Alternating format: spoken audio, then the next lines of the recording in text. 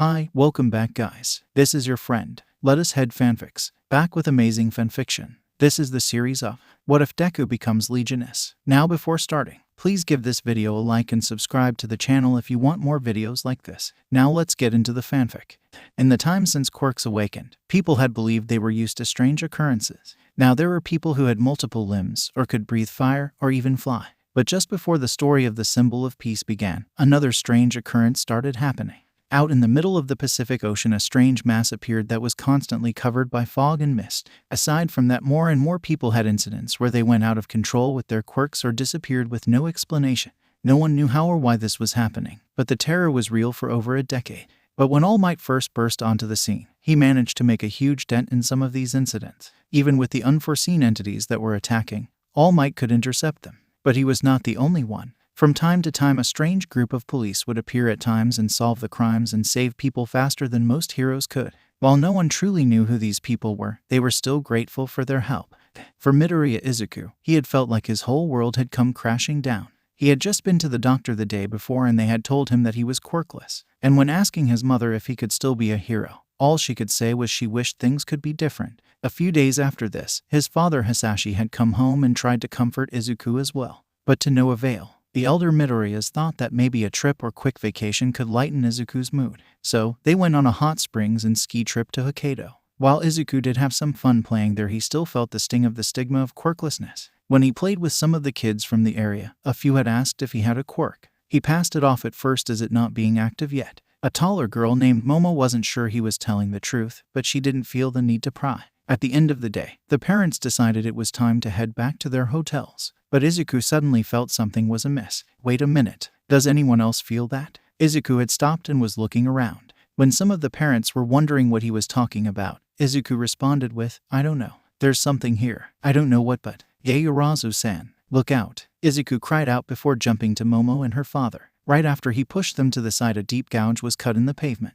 This terrified everyone and most parents picked up their kids and ran as fast as they could. The only ones left in the area were the Midoriyas and Yaoyorozu. When they had finally shaken off the shock of the attack, they all tried to run, but they were pulled into the gate. Once inside, they were faced with a terrifying landscape before them. What was worse, most of them were feeling sick due to the influence of the realm.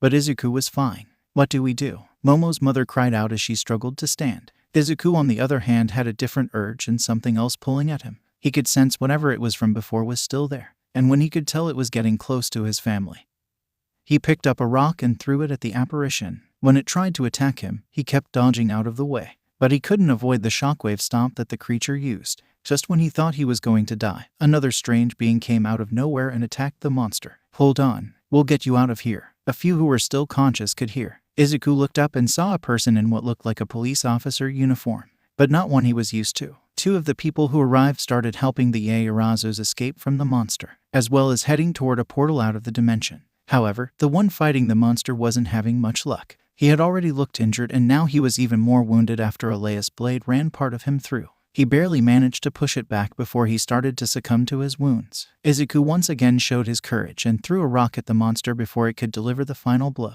The officer then threw a flashbang at the beast before calling Izuku to him. I don't have much time. My legion needs someone else. Look son, hold on to this. He presented Izuku with the wrist lock for his arm that attached to the Legionis. As the officer coughed up some blood, he just said to the boy, throw this part, and direct the legion with all your will. Izuku was terrified at what he was saying as well as the fact the man was dying in front of him. And once the Legionis slightly activated, he was all the more afraid. And now he could see the creature, its large shield and sword on its right arm. This was Elias' chimera. Izuku wasn't sure what to do, but he knew he had to save his family. So, he took the man's advice and threw the part he directed him to out. It spun for a second before a flash of light revealed a large-bodied creature with two floating arms. An arm legion. It immediately started attacking the chimera, and eventually broke through its shield. But it was also taking hits. That's not good. I have to help it. But what can I do? Izuku's young mind thought furiously. Then all of a sudden the legion came back to him and levitated the boy into its body. All of a sudden, Izuku felt like All Might. So, he copied what he had seen the greatest hero do in his fights with villains. He started unleashing blow after blow with the legion, empowering and strengthening his attacks, until the two managed to finish off the monster. But Izuku was exhausted after, and the legion overheated. When the other officers returned, they had seen Izuku finish off the chimera. When they saw their superior injured, they called for a medevac, but he stopped them. "It's too late. Just take me home, and we should bring them too. The boy has potential. He would make a good Legionis. And those two need redshift treatments. It's been an honor serving with you too," the older man said with a small smile as he passed. The two younger officers fought back their tears and gathered everyone up. The tall young man picking up both parents and putting them over his shoulder, and the young woman picking up Izuku and having her legion carry back their superior. When they came back out of the other side, they were in their home city. On the Ark, a few other Neuron officers were there and helped take everyone who needed help. "We need to debrief the chiefs. They'll want to know about King, as well as that boy from the other side." With a nod from a fellow officer, the two rookie Neuron members head out, and the Midoriyas are taken to Ari for treatment of redshift. When the rookies return to Neuron headquarters, there are double the officers as usual milling about the office. Yukon, Sandra, good to see you too." The one who addressed them was the male chief of Neuron, Jason Howard, a tall, well-built man who had been a Neuron member in his younger days. His once brown hair was now flecked with gray hairs, and he had a bit of stubble, but he was still quite the capable officer. "I'm guessing you two have a report about what transpired in the Astral Plane," a second voice said. This was the other chief of Neuron, Akira Howard. She had fought by and stood shoulder to shoulder with her twin to protect the Ark from the chimeras. She had lighter hair compared to her brother, but unlike Jason, she did not have any gray hairs on her head. Both of the officers saluted before giving their reports. The young man, Yukon Guan, was tall, about 6'5", with long black hair. He had a trim goatee and bright green eyes. His partner, Sandra Marinas, was about a head shorter than Yukon, with strawberry blonde hair cut pixie style, and her eyes were a dark brown, almost black color. What they reported in the Astral Plane was that some more people from outside the city had been grabbed up by chimeras and were trapped in the plane. There was a chimera there that was attacking them. It would have killed the people who were trapped there if it weren't for the boy. He distracted it and gave Mr. King an opportunity to defeat it. We were about to engage it too when he ordered us to save the civilians. Yukon spoke first. Some others were chuckling because he had a high voice that didn't match his imposing physique and face. He went on to say that Alan King must have been severely injured during the fight because Izuku had his leg at us and Legion. Sandra spoke up next, and the boy seemed to handle the Legion really well. He's only a kid and he could direct it and fight with it, at least when he was inside of it. Both Howards hummed and asked where Izuku was now. He and his parent were taken to Ari. He didn't have sickness from redshift, but his parents did. Not sure why though. With that said, both Howard agreed to meet with the family when they all woke up. At the Ari facility, Izuku had begun to wake up, and when he did, he screamed because he thought he might still be in the Astral Plane before one of the doctors came in. "It's all right, son. You're fine. You're safe. Please, calm down." As the terrified child looked around, he first asked where his mom and dad were. An older nurse came up next to him with a sweet smile before saying, "They're all right as well. They were sickened by the Astral Plane. But don't worry, we've treated them, and they should wake up in a day or two." The nurse had kneeled next to him and was petting his head to calm him down more. The doctor went on to explain that they needed to continue some tests and treatments for him as well. With that, Izuku laid back in his bed, as the nurse turned on the TV to some cartoons from the Ark. While Izuku didn't recognize the shows, he was still entertained and distracted while the Ari scientists could continue their work, one of which noted he had a high compatibility with the Legions. Guess that explains why he was able to fight back even though he's a child. After the tests were done, and Izuku had eaten dinner, he eventually fell back asleep. The next day was much of the same, but Yukon and Sandra both came to check on Izuku. When Izuku asked about the man who helped him, both looked down before explaining that he had passed. Izuku was saddened by this, but was happy when the officers called him a hero for not just helping his family but also those others who were trapped with them. "What happened to the Yaoyorozus?" Izuku asked at one point, and Yukon responded saying, "We took them back to your side, but we didn't get back to you and your family fast enough. So, we had to bring you here to get all of you treated." Izuku is a bit confused by this, but he now has something different to think about. The older nurse came in and told him both of his parents had woken up. Yukon offered to take Izuku over to their rooms, while Sandra called into the chiefs that the Midoriyas had woken up. When they arrived, the whole family came together and hugged each other tightly. A few tears also fell, mostly from Izuku and Inko. Yukon then talked to the doctor to ask, are they well enough that they could answer some questions and maybe be willing to listen to some explanation?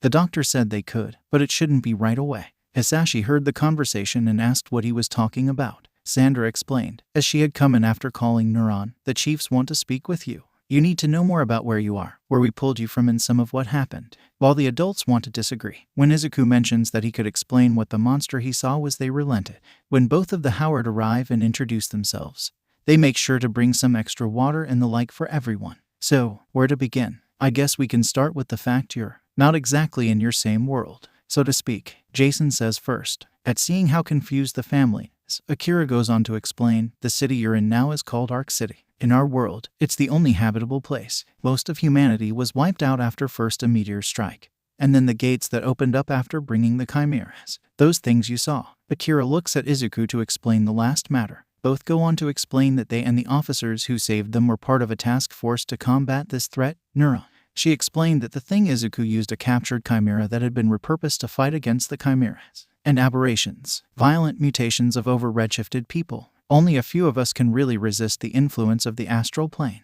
and link so well with the Legion. We can fight with them as our partners, just like you did. All of the Midoriyas are shocked by the description of what had happened to one world and what was left of it. Inko shook her head and tried to use her quirk to pull a water bottle to her, but she couldn't. This shocked her and she asked Hisashi to try and breathe fire. Everyone in the room was confused by that, and the officers and doctors thought it looked weird when he tried, and nothing happened. What happened to our quirks? Hisashi cried out, and Inko was thinking much the same. The officers, though, had a different question. What are quirks? This shocks the family again, but Hisashi is the first to explain that they were abilities that almost everyone had in their world. 80% of the population has them. Izuku looks sad and Hisashi apologizes to his son. When asked why he apologized, he explained that Izuku was quirkless. Well, that may explain why he was healthier and stronger than all of you, the doctor in the room said. He went on to say, we completely removed the redshift from your bodies, healing the sickness that was eating away at you. Maybe these quirks are a lighter form of aberration creation. One that proliferates over time rather than immediately. In other words, quirks are just turning all of you into monsters. And if we blueshift you, you regain your humanity. This stuns the eldest Midoriyas, and Izuku is scared of what that could mean for everyone back in their home world. While Akira doesn't want to force them toward a decision, she decides to bring up a factor to all of them. We can get you back eventually. Probably. But for now, it might be best if you stayed here on the Ark. Aside from that, we have something of an offer for Izuku. He has the potential to be like us, a Legionis. We act as protectors and investigators here in the city. We can teach him how to use a Legion better when he's older. But for you too, we could use some extra hands around the office. If you don't mind helping with some filing and computer work, we'd be willing to hire one or both of you on. None of the Midoriyas know what to think and ask to have some time to decide. The officers nod and leave them to their thoughts. For the next few days, the family spends more time together and considers what the officers and doctor had said. Izuku is curious about what he can do, so he wants to learn more. But his parents have to make up their own minds first. Neither of them is sure that they want to do. But they both agree on one thing. If they can help Izuku, and maybe give him the possibility to be a hero, shouldn't we at least try? Inko brings up 3 days after the explanations were given. Hisashi isn't sure, but he does agree that it could be helpful to his son. So with that, Hisashi takes up a job working at the Neuron office as a file clerk, and the officers set up the family in a fairly comfortable apartment. Over the next 15 years they lived on the Ark, and Izuku learned more and more. He eventually gained full approval to use a Legion when he was 16, and by 18 had gained 2 more and learned the full capabilities of each. He had even gone on some search and rescue missions in the Astral Plane. His lead partner was the Arm Legion he had fought with to save his family. But he also had a Sword Legion and an Axe Legion for extra offense and defense. Hisashi, meanwhile, had become a big help for the officers in Neuron. He was efficient and had a photographic memory to identify what files they needed and where each of them was without much effort. Even Inko was well liked with the officers, as she had not only visited to see her husband and son and bring them some homemade food, but she also started doing the same for some of the other officers. Just before Izuku turned 20, he decided to broach a topic with his bosses about going home. I know we found out that my parents can't go back through the plane, but I can. And this, honestly, I think people have a right to know some more about what has started attacking our old world. I know Summit Ari had found a way to send vehicles through the plane, and it might do some good for the city if we can get more resources here. And you want to take that UA test, right? And show more of what a Legionis can do, right? Jason gives him a look with wry smile. Izuku just rubs the back of his head before agreeing. Both Howards do agree on one matter though. The Ark could use some more resources, so they eventually bring the topic up with the Union. They debate for a while, but eventually do agree to send some through to the other side, in hopes of helping their people. So, with that done, Izuku, Akira, Yukin, and Sandra are the main ones chosen to lead the convoy of ships back towards Japan. They have a few scares in the Astral Plane, but they eventually make it to Tokyo Bay. When they arrive, there are quite a few who are confused by the strange but impressive-looking ships and people who have arrived.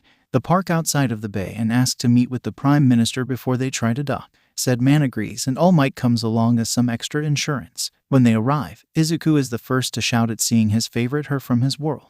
I can't believe it. All Might, Izuku says. And when the man gives a big jovial laugh, he asks how he knew him if they were from the fog region. That's because he's originally from your world. This could take a while, gentlemen. If you'll allow me, Akira says before directing the men to sit at a table she had Yukon set up. With a nod and position set, Akira tells them about the Ark and the world on the other side of the fog. Both men are shocked, and the hero among them had said he had witnessed and fought the chimeras. Or I think I did. About 10 years ago I got mixed up in a fight that was pretty dangerous. I came away with a few injuries. And the enemy I faced was attacked by a monster I couldn't see. Even he couldn't sense it, and it ripped him apart. I fought it as well, but I managed to make it retreat. Akira nods before explaining what it was and the fact that only people with a legion can see them. To demonstrate, she gives them both goggles that will help them see the legion. And all of the Neuron officers activate their legions. Jaws drop again, and All Might takes his goggles off and puts them on again to make sure it isn't a trick. What Akira mentions next is what they were offering and hoping to gain from this side of the fog, namely needing food and some construction materials. They were willing to offer technology, but the Prime Minister said, the first shipment doesn't have to be about exchange. Given what you've all had to deal with, I'll put it before the cabinet and the house and diet as aid resources. Hopefully, they'll go for it. For now, I do approve of allowing you to dock at the harbor. With that said, Akira types in her leg at us and sets the ships in motion to go into port. While waiting to dock, she mentions that Izuku wanted to take the UA entrance exam.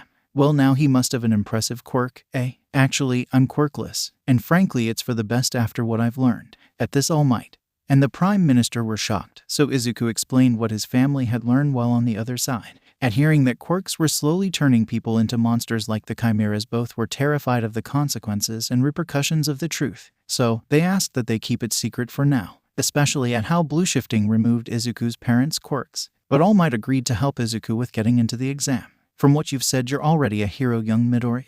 You saved lives on the other side and are looking to do the same here. So, I would be happy to get you ready for the entrance exam. With that, Izuku set to living once again in Mustafa, Japan, and preparing to apply to UA University.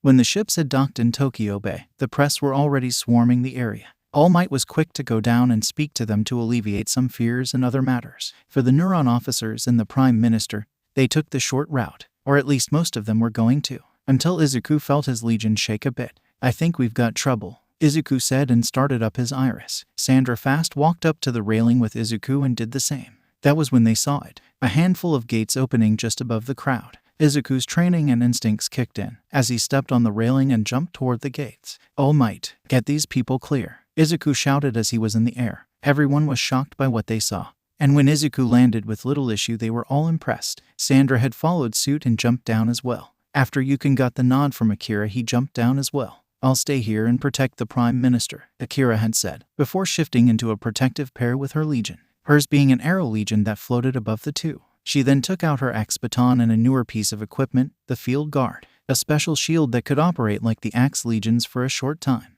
Let's hurry, Minister. My officers should be able to handle this. But I don't want to take any chances, said Man nodded before asking if she had a spare weapon. Akira loaned him one of her extras and showed him the blaster mode. Down on the docks, Izuku told All Might to put on the goggles, and the older hero knew exactly what was going on. After he them on and saw the threat above everyone, he directed people away. I'll be back soon, young Midoriya. Hold out until I get back. With that, All Might got the reporters away as fast as was comfortable. Sandra and Yukon just smirked a bit before engaging some of the aberrations and chimeras that had appeared. Izuku smiled a bit as well, before unleashing his sword legion. By the time All Might had returned 5 minutes later, the members of Neuron had defeated all of the chimeras. Wasn't expecting a Beastie 29.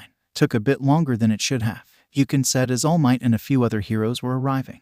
All Might was impressed by how fast and efficient the Neuron agents were. As he was giving some quick praise, Endeavor was looking closely at some of the residual damage. What the hell did this, All Might? He asked brusquely, but he didn't notice that there was red matter near him. No, stay away from there, Sandra called out, but it was too late. The red shift had started to infect Endeavor and was changing him. The burning hero tried to resist, but he could stop it from taking him over. All Might and a few of the other heroes were about to step in, but you can stop them. And even with his high voice, he still commanded respect. Get back. You guys are useless here. You just end up like him or get in our way. Some of the heroes took offense to that, but All Might was quick to agree with the agents. They may be his only chance to possibly survive this. The heroes looked up and they didn't see the usual smile All Might had. Instead, he had a grim expression. I'll move in first. Izuku, back me up. You can hang back and cover us. Sandra gave some quick orders and the men just nodded. She then unleashed her Beast Legion and jumped on its back to rush in and dodge the fire Endeavor was launching.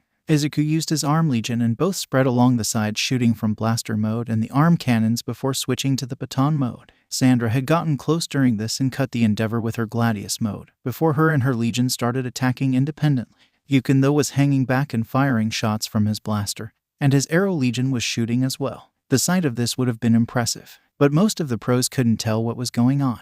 Only All Might had the goggles that let him see the legions. What is going on here? Where are those extra blasts and shots coming from? Why does it look like he's getting hit by more than 3 people? These were the questions that were asked by the pro heroes. After a minute or two, Endeavor had started to slow down, but the Legioni were still going strong. So Izuku decided to finish up the fight before blue shifting the man. Arm, let's do this, he called out, and the pros saw the young man start floating in the air, and then it looked as if a barrage of punches on All Might's level were pummeling Endeavor. Does he have some sort of telekinetic quirk? Best Jeanist asked All Might, but the number 1 just shook his head and said, all of them are quirkless, and it's why they're stronger than all of us. The pros were confused, especially Maruko. She didn't believe that these people were stronger than her, even though she could see the number 2 hero being pummeled mercilessly by someone who didn't have a quirk. With one big final punch, that unleashed a large shockwave. The mutated Endeavor was finally down enough for Izuku to blue shift him. Hold on a little longer, Izuku said as he stopped floating and directed his sword to drain the red matter. The pros were again confused, but the Prime Minister and Akira decided to speak up. He's blue shifting the man. That fool was dumb enough to get close to where a chimera had landed, and had left red matter behind. When the pros all had confused looks, All Might and the PM passed around their googles. That was when they each saw the legions, and Akira gave a basic explanation of what they were. So, there's some sort of alternate dimension, where monsters like that are almost everywhere, and you guys captured and basically tamed or enslaved them to fight against others like them. We didn't have a choice. That fog bank and the ark that is within it houses all that is left of humanity in our world. At hearing Akira's grim statement, they could see the reasoning behind it. Desperate times call for drastic measures, right? Genus said. With a nod, the pros shook off some of the unease about the creatures. As the conversation was wrapping up, Izuku had finished healing and blue shifting Endeavor. But something that confused the pros was the fact he no longer had flames wreathed around his face. All Might's eyes widened when he realized what had happened, as did the Prime Ministers. But they told everyone not to say anything until later. When the medevacs came, they loaded up Endeavor to take to the hospital. The minister asked that Akira come with him to the diet to discuss matters of supplies. She took Yukon along as extra security, and left Izuku and Sandra to go with the pros to get checked over. All Might also said, these two will explain a few more things when we get there. Endeavor might be awake, and he needs to know what happened. While the pros are confused again, they go along since they respect All Might. When they reach the hospital, Recovery Girl is there as well. Good to see you, All Might. I'm guessing you're here to see Endeavor. With an affirmative, she takes them to his private room. The large man is still in the hospital bed and looks mostly healed, but the look on his face makes everyone think he had lost everything. When Izuku walks in, Endeavor is quick to rage at the young man. What did you do to me? What did you do with my quirk? He shouts. This shocks all of the pros in attendance. While All Might, Sandra, and Izuku just facepalm. I would normally say to calm down, Endeavor, but I know that won't do any good. Listen, you all need to hear this. After Endeavor was caught up to speed on where these people were and more about what happened to him, he has calmed slightly. But that still doesn't explain what happened to my quirk. I can fill in a little gap, Izuku says, stepping up. He starts by telling them he was originally from the Japan they were used to. But 15 years ago, he and his family got pulled into the Astral Plane. He then mentioned that he was the only one able to even stand in the Astral Plane and that his parents and the other family with them were getting sicker. It wasn't as fast as what happened to you, Endeavor. But Sandra can attest that my parents and the other family that was pulled with us were starting to change. He then went on to explain that they had been treated for redshift sickness on the other side. They've had a long time to study it. And back then, both of my parents' quirks were also gone. We've been living on that side since. I came back because I felt we needed to let people on this side know a few more things about what could happen to our world. Most of them were confused, until Sandra came in and showed them some data their scientists had gathered. When they saw the fact that not only people with quirks were redshifting and mutating extra fast compared to quirkless, but that each of them all had a small amount of redshift in them. Best Jeanist was quick to put the googles All Might had loaned them and saw what she meant. She's right. We're all showing up similar to those chimera things. Take a look, he said as he handed the goggles around. Each of the pros were more and more terrified at what was implied by the data. Recovery Girl was quick to say, I guess that could explain a few things. Most of us have forgotten, but there was this idea of a quirk singularity. The idea that our quirks could overtake our bodies. In this case, I guess it means we will turn into those chimera things, and eventually have to be killed or controlled to save others. Her morbid statement terrifies a few of the pros. Endeavor takes this thought in stride, as well as processing the fact he can no longer be a pro hero. I'm still a bit angry about what happened, young man, but I know you were just trying to save me. Thank you. I'll have to retire as a pro, but I guess I can still run my agency. Most were surprised at how well he was taking the matter. But Genus put it together that he may just be in a stage of grief, though he did push through or go around a few of them rather fast. All Might was quick to say that they couldn't let all of this information out at once, with Edshot agreeing, noting there would be a huge panic. We somewhat knew about these attacks and matters given there have been incidents like what young Midoriya went through as a child. The minister was planning to hold a press conference, and Chief Howard was going to attend and provide more information. We don't have a full idea of what it is like on the other side of that fog.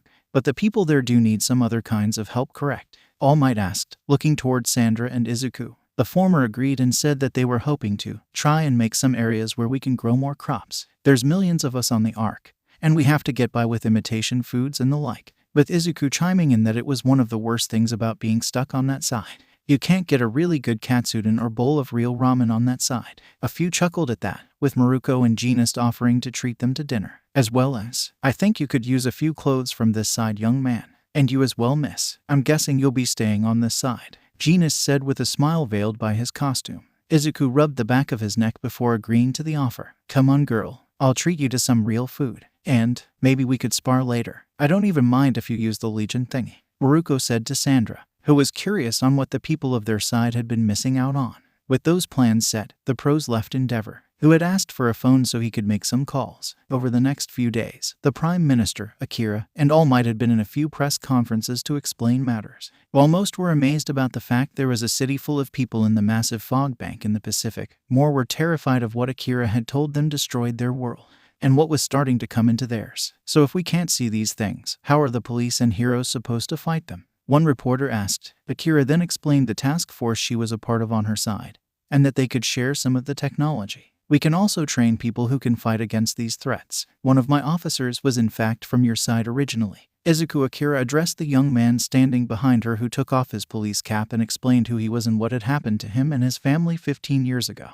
This rocked more of the world, but it shook especially for two specific families. The Bakugos were watching the conference at home when they saw the boy who had once been Katsuki's friend alive and well, and apparently working as a super cop and fighting against an alien menace that only a few can see. If Izu is alive, then Inko and Hisashi, Mitsuki said with tears welling up in her eyes. Masaru was in much the same place, and so happy to see the little boy he had thought of as a nephew was still alive. Katsuki himself was also happy. When he thought Izuku and his family had died, he vowed to be a hero like Izuku would have wanted, one who protected people, as well as following his own will that a hero always wins. At seeing Izuku on the screen, Katsuki rubbed his face a few times to push back any tears. Damn it, Izu, he said with a small smile. For the Yaoyorozus though, all of them saw the boy who had tried to save them from a threat they couldn't see all those years ago, all grown up. For a long time, they had put money into trying to find them again. And now that they knew what happened, they knew what they had to do with their money and resources. I want to bring the board up to speed right away.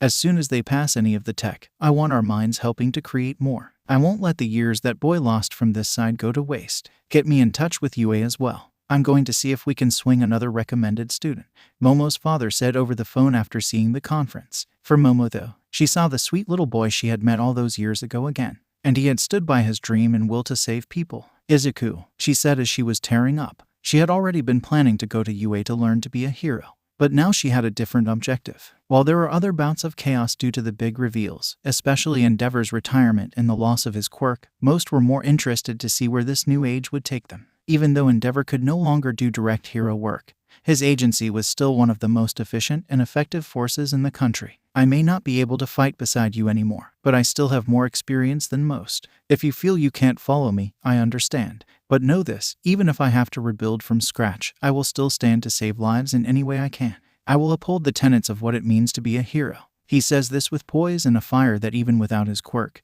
his sidekicks all can feel. At the end of the day, Not one of them leaves his agency. Gotta admit I'm surprised, boss. Didn't think you'd speak that way with us. Vernon jokes after Endeavor had named her the lead hero for the agency. Endeavor smiles a bit before explaining he had a lot to think about both before and after he lost his quirk.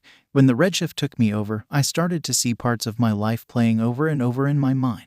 When I first woke up after that Midoriya boy beat me, I was more panicked about the loss of my quirk and the thought that he took it away. But after they explained a few matters to me and I had more time to think about my life and all I had done, I had to realize how much I had obsessed and agonized over my position. Guess the end of the world in a sense kinda helps with that. Still, do you think anyone will put it together? About quirks and redshift, and what they're doing to us? Vernon asked. Endeavor had told her about more of the details he had learned, and what possible fate could come. Endeavor looked out the window of his office, and with a sigh just says, I don't know. Only time will tell. In the 2 weeks since the Neuron operatives had arrived in Tokyo Bay, the country of Japan underwent a variety of changes. As they were the closest to the misty mass that hid the Ark, they were the first to reap the benefits of some of the technology that was brought from that side. They couldn't perfectly replicate the X-batons, but they could make copies of the goggles that allowed heroes to see chimeras, though they came with a few drawbacks, predominantly that it wasn't easy to adjust for shape-changing quirks like Mount Lady or Ryukyu. The next big change was that new courses would be added for heroes, police, rescue workers, and emergency personnel, predominantly focused on rapid treatment of redshift on their side, and what some chimeras looked like. But there were those who felt that they wouldn't be able to help in all the ways they wanted, though it was a start. But the president of the Hero Commission and a few of the principals of hero schools had some ideas. For the people from and on the Ark, after the ships had left and brought back food from the other side, people were more incised to get more. They would still use fabricated materials for some things, but they could at least get good food and ingredients. And while they were closer to Japan, the mists were still unpredictable. At one point, a convoy ended up on the east coast of the US rather than the west they had been aiming for. At these stop locations, though, they would leave at least 2 to 4 agents from Neuron to help with cases involved with chimeras. They all also aided everyday operations as well, solving cases and capturing criminals as well or better than some heroes could. Many saw this as a good trend, as they had the potential match heroes when originally the police were mainly used for backup.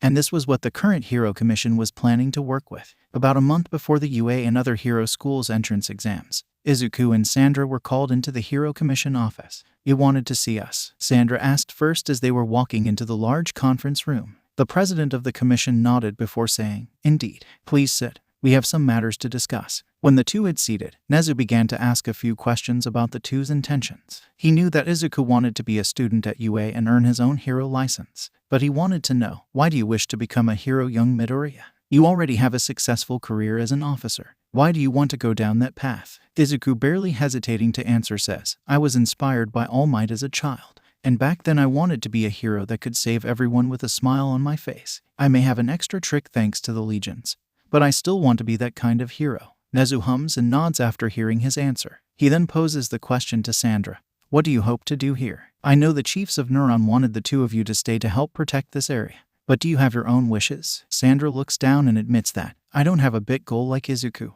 Aside from wanting to keep people safe from the threat of the Astral Plane, part of me, wants to see more of the world. I was born on the Ark. I've never known anything beyond it. And now that I'm on this side, I want to keep this world safe so that myself and others can enjoy the beauty that I was never able to grow up with. The commissioner and the principals of all nod with a smile, understanding that you may not appreciate something until it is lost. With that, the commissioner stands up and picks up a pair of files. She walks over to the two agents and with a smile says, Congratulations. That is much of what we wanted to hear, and these will help you to save and protect what you want. She hands them the files, and inside are legal documents for them to sign, and in the corner are full licenses to note them both as heroes of Japan. Izuku is completely floored by this, and Sandra is surprised too. I don't understand. Why are you giving us hero licenses? The truth is Neuron and its agents have been impressive heroes on their own, and you young Midoriya have basically been doing not only police work, but work equivalent of most hero work for the last 2 years. You have saved more people and protected more people than most who claim to be heroes now could ever do. You have been a true hero all along, the commissioner says with a smile, before explaining that they intend to do the same with other agents that may show up. If they were new young agents, they would just be given provisional licenses. But most of the seasoned agents were considered equal to some of the best heroes in Japan. At hearing this, Izuku starts to tear up a bit. Sandra is quick to put her hand on his shoulder and accept the offer before her, so she signs the documents, and Izuku follows her lead after he has finished crying. This was when Nezu and the principal of Shikzu had an offer to make to both. As you know, we've been implementing instructions for heroes and others to deal with the dangers from the astral plane. But we still need others who can explain more and have experience in these dangerous places. Our offer is that we would like both of you to teach at our schools, the female principal of Shikzu says. Nezu goes on to explain that with their full licenses they have the qualifications to be hero teachers. Izuku is of course shocked by this again, but Sandra can see their point. We have much more experience than they do with chimeras and the astral plane. It's sensible to have us as teachers, but given young Midoriya's age, we are considering him more akin to a teaching assistant, you might say. I'd like you to help both hero classes on learning what chimeras are and what the astral plane is and what it can do to people, Nezu says before saying that he would be primarily teaching at UA University, and Sandra would mainly be instructing at Shikzu. This Howard did mention that some more Neuron agents would be sent here, but then we could maybe start a curriculum relating to fighting chimeras, let alone those who have high potential from our side, the commissioner explained before accepting the documents from both officers. Izuku was still shocked and nodded dumbly. Sandra was shaking her head a bit at his reaction and was going to give him a bit of a hard time later. With those matters out of the way, Nezu and the principal of Shikzu offered both agents a ride to the universities they would be teaching. Good luck, Mr. Midoriya. Or I guess it would be Midoriya-sensei here, wouldn't it? Sandra says in a teasing manner. Izuku sputters a bit, but realizes she's just teasing him. But he still appreciates all she did for him and his family. Take care of yourself, Sandy Nee. Maybe we'll work together again, he says with a smile, and said big sister brings him into a hug. With that moment done, both new hero teachers head for their respective universities. When Izuku first arrives, he is in awe of the school. I had hoped to study here my whole life, and instead, I'm teaching here. This could be interesting. I suppose that is one way to look at the matter. Izuku hears behind him. He turns and sees a strange man in a yellow sleeping bag on the ground. And while Izuku is processing this strange creature, he realizes he said those other thoughts out loud. As he's facepalming, the man in the sleeping bag gets out and stands. He introduces himself with, I'm Aizawa Shota. I'm the lead teacher for one of the hero classes, and I guess you are my new colleague and assistant. Izuku coughs a bit before introducing himself. Yeah, I know who you are. Your face was all over the news for quite a while after the announcement about what lies beyond that fog. I'd normally call it irrational, but I guess we have the example right here, he says looking over Izuku in his unarmored officer uniform. With a nod, Aizawa invites the 20-year-old in to meet his fellow teachers. So this is the young man who was spirited away and came back to save all of us. He's quite the cute snack there, the R-rated heroine Midnight said with a lick of her lips. Izuku blushed before pulling his cap down a bit more on his head. Snipe was the one to mention to her to dial back the walking rapist act. He is a cop, and I'm pretty sure he knows plenty of ways to lock you up. Oh, I'm sure. In fact, I'm curious about these Legion things, as well as what you can do with them. Aizawa realizes what she is getting at and suggests they go to Field Gamma so he can demonstrate. So, all of the teachers head out to the location and put on the goggles to see the Legion itself. Izuku attached his legatus to his arm and drew his X-baton. Aizawa called in a few robots for Izuku to practice on. He started by engaging the robots with the blaster function, shooting combos of shots at the targets. Not bad shooting skills, but he just seems to focus on a spray and pray strategy. Though given those things never run out of ammo, it makes sense. Snipe commented as they watched. When it looked like Izuku was going to get struck by a sneak attack, he quickly slides out of the way of the attack before using a combo of kicks to send the robot flying. Nice reflexes too. Given the stuff he fights, it makes sense that he'd always have to watch his back. Izuku decides to kick it up a notch and switch to Gladius mode. With the state he cleaves through multiple robots at once and stops some of the hits they throw his way. When a few more robots show up, he unleashes his Sword Legion. So that's a Legion. Those blades look wicked, Vlad King says while watching the two fight. Then Izuku does something strange. He throws his arm out, and the Legion follows. But once it has reached a high point, the Legion yanks the chain and pulls Izuku up to where it is floating. The two then dive down and combo patterns strike together. So that is how a Legionist fights, Present Mike says in an uncharacteristically quiet voice. To some of them the way the two fight the robots is almost like a dance, even more so when Izuku unleashes powerful timed combo strikes. He then switches up his sword for the Axe Legion when larger robots appear, right when the other teachers think he is about to be squashed. The blow is stopped in the air by the Axe Legion's barrier. The two then cleave through more of the robots before a huge robot appears and some small ones around it. Isn't this a little extreme, Aizawa? No, I read part of his file. He's faced odds like this before and won. I want to see if we can even push him, the scarf-wearing hero says. Izuku sighs before switching to his oldest partner, the Arm Legion. It smashes through most of the smaller bots with little effort, and Izuku blasts and disrupts the others around it, combo attacking again and again with energy shots. But to face the big robot, he floats inside of the Legion. Whoa, seriously, he can do that? I heard this was what broke Endeavor before he was healed, are some of the things said around the observation room. And they are dumbstruck when Izuku and the Legion just start smashing piece after piece of the huge robot off. And with one final punch, they blast the top half of the robot into oblivion. While some are intimidated, others are impressed by the power potential. When they meet up at the entrance, Midnight was the first to say, "That was impressive. Are there other things you can do with that leash?" The rest of the teachers give her a deadpan look and Izuku just sighs. "Yes, and would you like a demonstration?" With a nod from Midnight, Izuku decides to mess with her a bit. He deploys his Legion and slowly moves it around her. She can see it but can't understand what he is doing. With a small smirk, Izuku quickly crosses by his Legion and chains Midnight up. That is chain binding. I can use it to restrain targets and chimeras. Are you okay there? Izuku says while Midnight has a bit of a blush on her face. She smiles up with a sultry look and says, "I thought you might be a little kinky, but you blew my expectations out of the water. And I'm quite happy about it in more way." This makes Izuku blush again and explains that all of the legions can do that, and each have a specific extra power. Sword legions can interrupt electrical signals as well as cutting through even wireless transmissions. Axe legions can defend and project their barrier as you move. In my arm legion, I don't have to worry about threats on the ground and can fight in it. As you saw, arrow legions allow for precision sniping. These legions can be ridden and can track people, well, theoretically across continents. At mentioning that, they question why and how that is possible. They don't track scent the same way. It's like they can follow the DNA, and even dead they can still be tracked. But we never had the chance to test it since. Well, the arc isn't that big. A few of the pros nod solemnly. With his demonstration done, Aizawa and the rest help Izuku settle into his new role as an instructor. For the next few months, he works with all of them, both as a teacher and as a hero solving cases. He quickly gains a reputation, though most don't know how to vote for him. Sandra has similar experiences, but she works more closely with the police themselves. The two often end up going into the Astral Plane to save people who had been taken. But now Izuku has a new challenge. His first day as a true teacher. "Oh, my stomach is burning. I think I'm gonna be sick." You run into a realm occupied by demons and creatures with only the intent to kill. And standing in front of a bunch of students makes you nervous, Aizawa says with an incredulous look on his face. When Izuku gives him a pained look, he sighs before saying he'll go in first. "I'll introduce you after I've told them a few details." Izuku nods at this and Aizawa does just that. For some in the class though, they are wondering where a certain student should be. "I thought with that crazy power Izu had, he'd be able to get into the hero course no problem. Then again, I guess he is a cop now. Maybe he doesn't see the point to that." Bakugo thinks to himself. For one Yaoyorozu Momo though, she is looking around and wondering if her father's request to have Izuku added as a recommended student was accepted.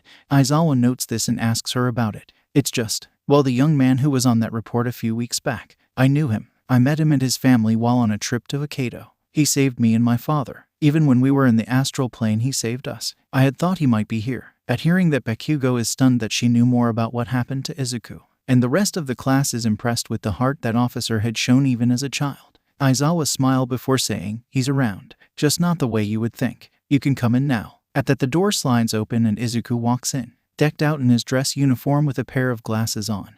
He looks much more professional compared to the shabby and exhausted-looking Aizawa. "Hello everyone. My name is Midoriya Izuku and I'll be both your hand-to-hand instructor, as well as teaching all of you about chimeras and the Astral Plane. Any questions?" Izuku opens up and leaves the floor open to the students, some of whom are just completely dumbstruck by the current turn of events. After stating who he was and what he was instructing all of the students on, Izuku was able to calm down a bit.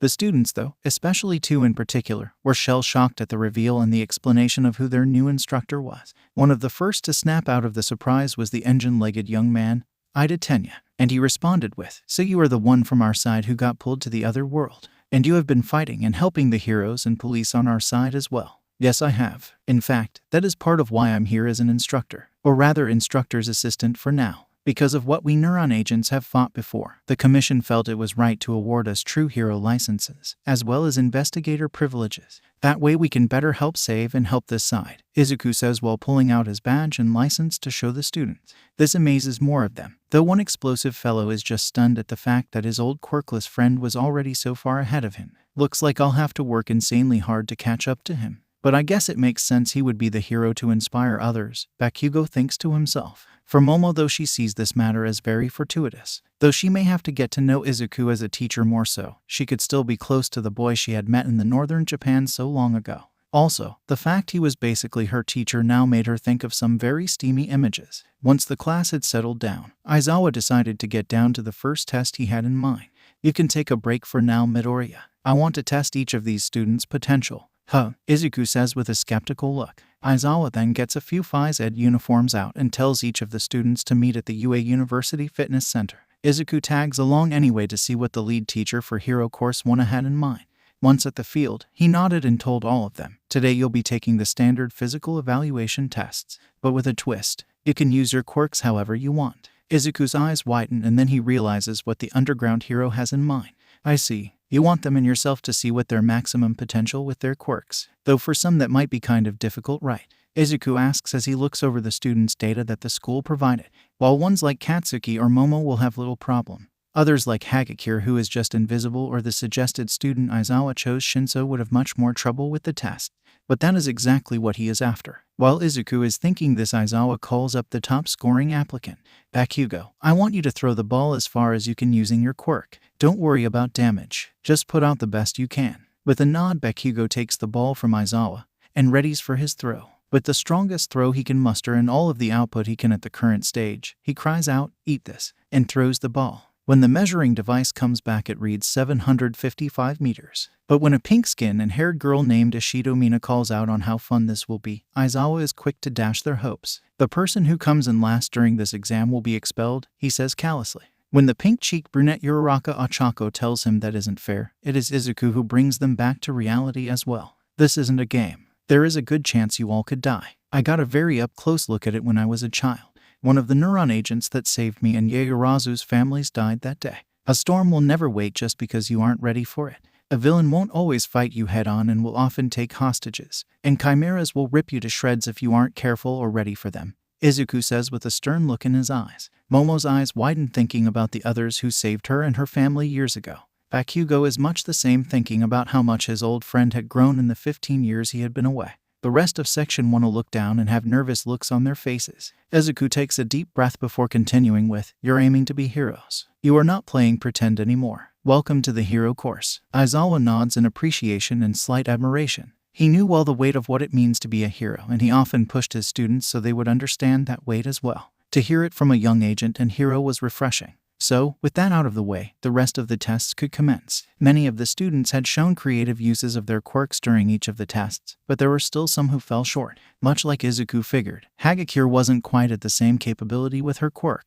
He decided to take a look at her with his iris to get a better idea on how her quirk worked. When he looked, he saw that the light wasn't just bending around her. She seemed to absorb the light. Aizawa, got a second? I think we need to consider a few other things, Izuku said to his elder. Aizawa nodded and told the students to rest for a few minutes. I'm half guessing you weren't planning to expel most of them, but I thought I should bring a few things to your attention. Izuku then showed with his legatus what he saw with some of the students and what he built as probable growth directions for quite a few of them. The insomniac hero was impressed at Izuku's forethought into what their students could do. And he even thought of a way to spin this to him still being a hard ass, and Izuku being a more sympathetic teacher. With the tallies up after the distance run, the student rankings were set. The two at the bottom though were Shinso Hitoshi and Hagakure Toru, both tying for last place, and both of whom were tearing up a bit at their standing. Even with Aizawa-sensei recommending me and trying to help me grow, I still couldn't measure up. Shinso berated himself mentally, while Toru was struggling with the fact she tried her best but her quirk couldn't boost her physically. Now then, to the two who scored the lowest, Aizawa said with a deadpan look on his face. Izuku had his eyebrow raised in worry, but he was hoping that the erasure hero took his suggestions to heart. Normally I would expel you,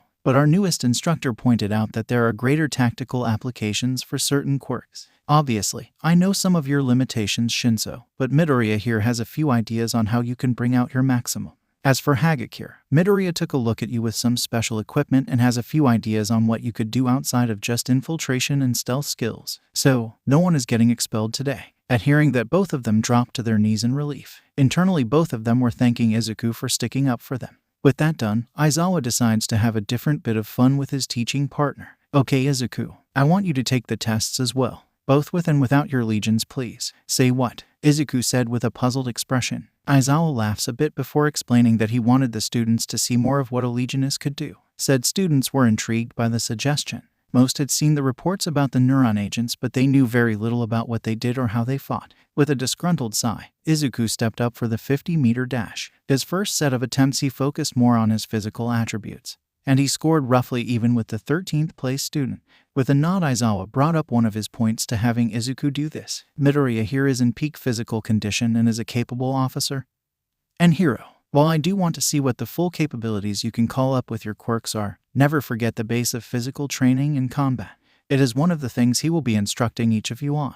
Now could you do the tests again? This time with the legions. With a nod, Izuku began the test once more. This time though, Aizawa used the projector that he used with a filter from the arc. With the light it projected, the students could see the legions if nothing else. For the 50-meter dash, Izuku launched his sword legion forward and then had it yank him as fast as possible. This brought him in at roughly 4 seconds. For the softball throw, he not only did a strong throw using his arm legion, but he also used precision with his newly acquired arrow legion to launch the ball even further to 700 meters. The grip strength test though, he completely used the arm legion and demolished the measuring device. With the long jump he used multiple chain jumps, and during the distance run he used his beast legion to ride through the whole course. The rest of the tests though were just going to be a repeat of the first attempt, so Aizawa stopped him. With that, the new tally was brought up and Izuku was brought roughly even with the top 2 students, being Momo and Todoroki Shoto.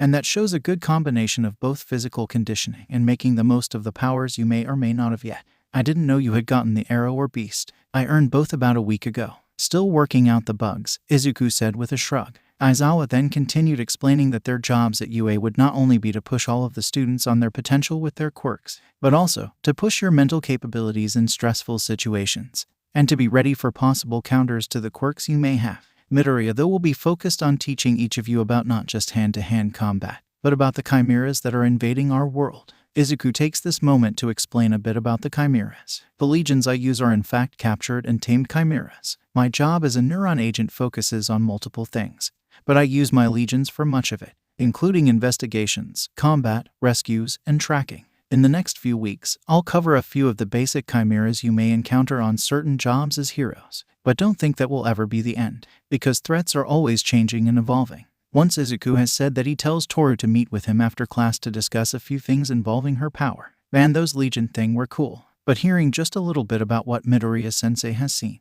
I can't imagine doing it. The electrification user Kaminari Denki said as the guys were changing after the tests. The red-headed hard-head Kirishima Ijiro though says, it just makes the guy all the more manly in my opinion, to stand up to and face off with stuff that can scare or take down some pro heroes. I bet there's plenty he can show us. He and a few others noticed the slightly downtrodden look that Bakugo has. So the tape-elbowed Hinata Zero decides to break the ice. Hey, a Bakugo, right? Did you know him from somewhere before? I mean, we knew that hot girl knew him, but you seem just as surprised that he's a teacher. The ash blonde looks up at his classmate with a far-off look in his eyes. He sighs before saying, yeah, I knew him. We grew up together, but I thought he had died back after, well, his trip to Hokkaido, him and his family. But seeing him now, he's outpaced me even more than I knew he would. While the rest don't understand what the explosive blonde means, he keeps mulling over it in his head. How Izuku had a heart that was always concerned about others, even when they were little. And now that same little kid was a super cop that was not only at peak fitness but could command monsters that could fight on par with pro heroes, let alone having saved multiple lives and even stopping some villains, with him and the female agent aiding everyone from the Endeavor Agency to Ingenium.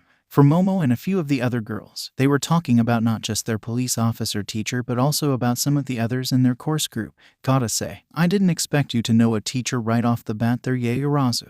And from the look on your face, you might have been hoping to be extra close with him, HM. Mina said with a sit-eating grin on her face. Momo just blushed and looked away before the earphone jack girl Jiro Kyoka asked her about how she seemed to know Kirishima. Momo admitted to herself that the pink-skinned girl wasn't wrong. I had maybe hoped to thank him and maybe get to know him better. I still remember playing and how sweet he seemed for the week we were in Hokkaido, let alone the fact he saved me and my father. And then what little I remember when we were in the Astral Plane, he still tried to protect us. But now she was mulling over the fact that said boy she admired was now her teacher. So, she decided to focus more on becoming the hero she hoped to be and that Izuku would be proud of.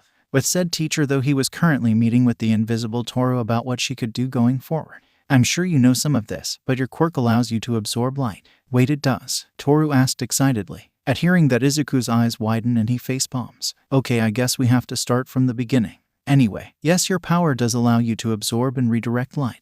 A simple application that you could do with your course mates would be something like redirecting Aoyama's laser, or perhaps amplifying the effects of a flashbang, or just a flash grenade. You could also do that yourself in blind. I'm about to start on a long spiel, so I'll stop for now. Izuku stops himself before he starts into a mumbling session, and Toru chuckles a bit at her teacher's eccentricities. She then asks how he knew how her power worked. He points to his eyes before saying, "It's a perk of the Neuron work. We all are issued a special setup called Iris that allows us to use augmented reality to get better details about a case we are working on. I can see a variety of light spectrums, as well as body heat and similar. So, I could see what you actually look like. You're quite cute." At hearing that, Toru invisibly blushes, while Izuku is continuing on with some explanations. At the end, he discusses with the invisible girl a few applications she can do now, before asking if she wanted to meet for some other counseling sessions. "Yeah, that would be good. Thanks, Midoriya-sensei," Toru says before leaving the teacher's lounge. "Well, it looks like you are settling into your role after all. Not too bad for your first day," Vlad King says, walking up behind the young teacher. Izuku smiles before admitting that Aizawa helped by taking an initial bad guy stance and then framing me as a more sympathetic teacher. "I know I have to meet with your group as well. Sorry about focusing on one today." Vlad just chuckles a bit before saying it was fine.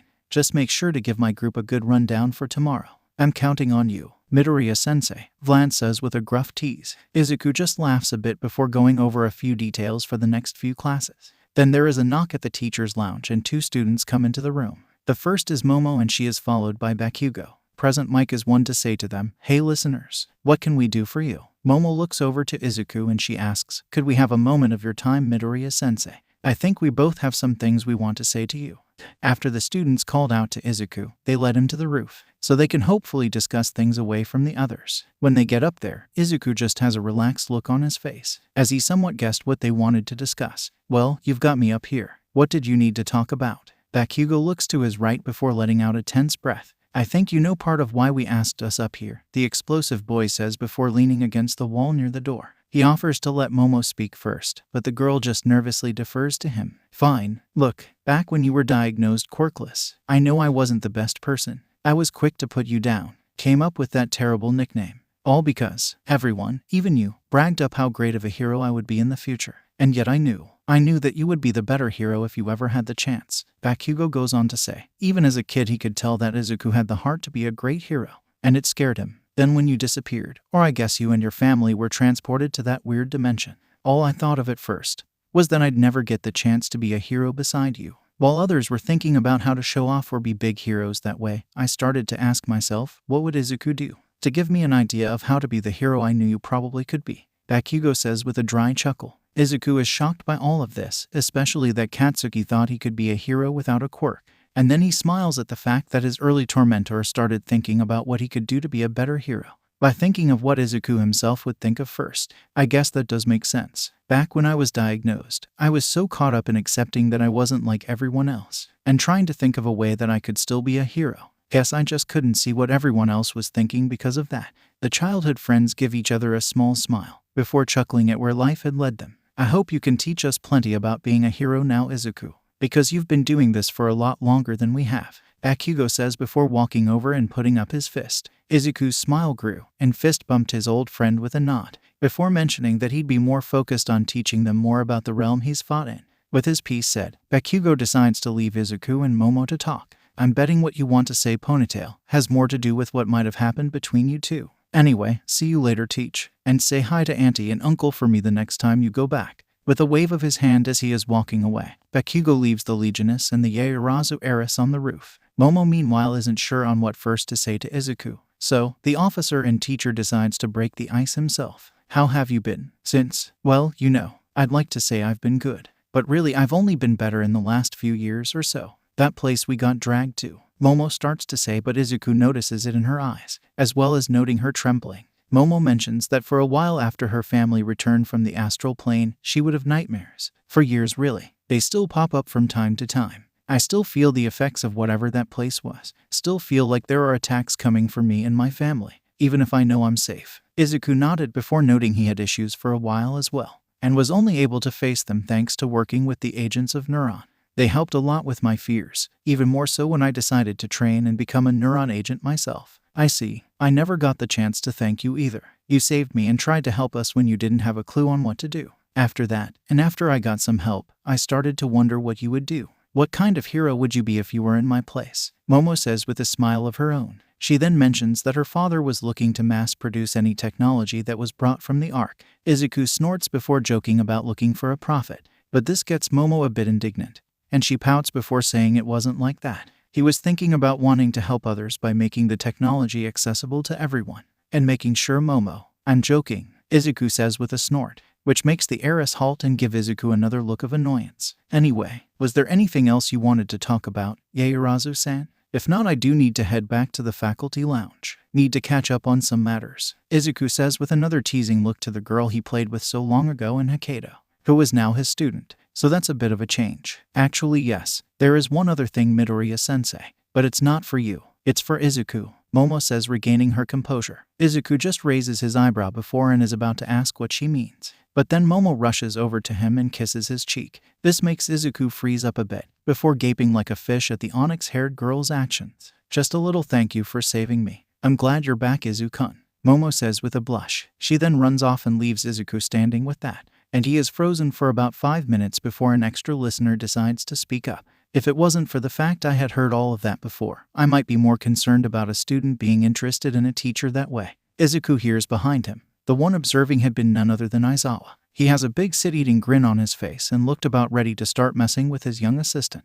There's no way I'm going to forget that. But I will let it slide at the fact it was just a thank you from a friend from long ago. So long as it doesn't go anywhere else, it's fine, Aizawa says before telling Izuku he had to go over the details from the apprehension test. With the talks done, and Izuku having shaken out of his surprise at Momo's actions, the agent can get down to some other work he had taken on. He had been looking into the attacks by the hero killer and was looking to track the man down. He had almost 40 dead heroes to his name, and Izuku had no intention of letting that number grow. He had already noted where the villain preferred to attack. He likes to lure his prey to locations way away from major streets, alleys, shadowed parks, abandoned buildings. Normally I'd want to track him down with the beast, but he doesn't leave anything of his behind. No items, hair, or blood. Maybe if there. Izuku starts thinking aloud before starting into a ramble spree of trying to put together how to capture the villain, with his co-workers wondering if he's gone a bit insane. Vlad King and Power Loader ask Aizawa if his assistant was okay first. With the insomniac laying in his sleeping bag, he looks over to Izuku and flatly says, I don't care. Now leave me alone, I want to sleep. When Aizawa turns over, Vlad notes that both of the class instructors are a bit off. At least in Aizawa's case we understand.